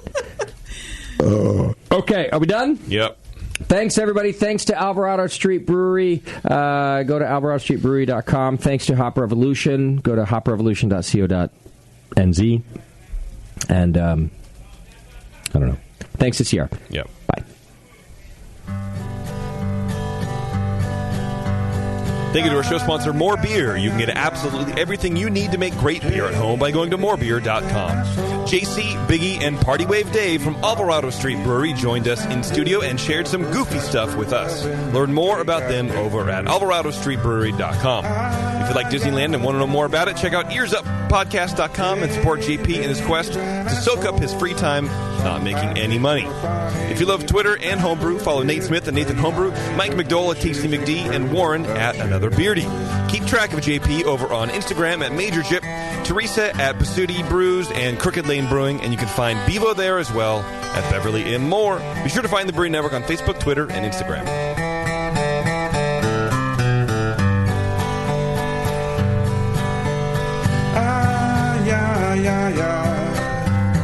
JP's an asshole. Justin's a nice guy, and when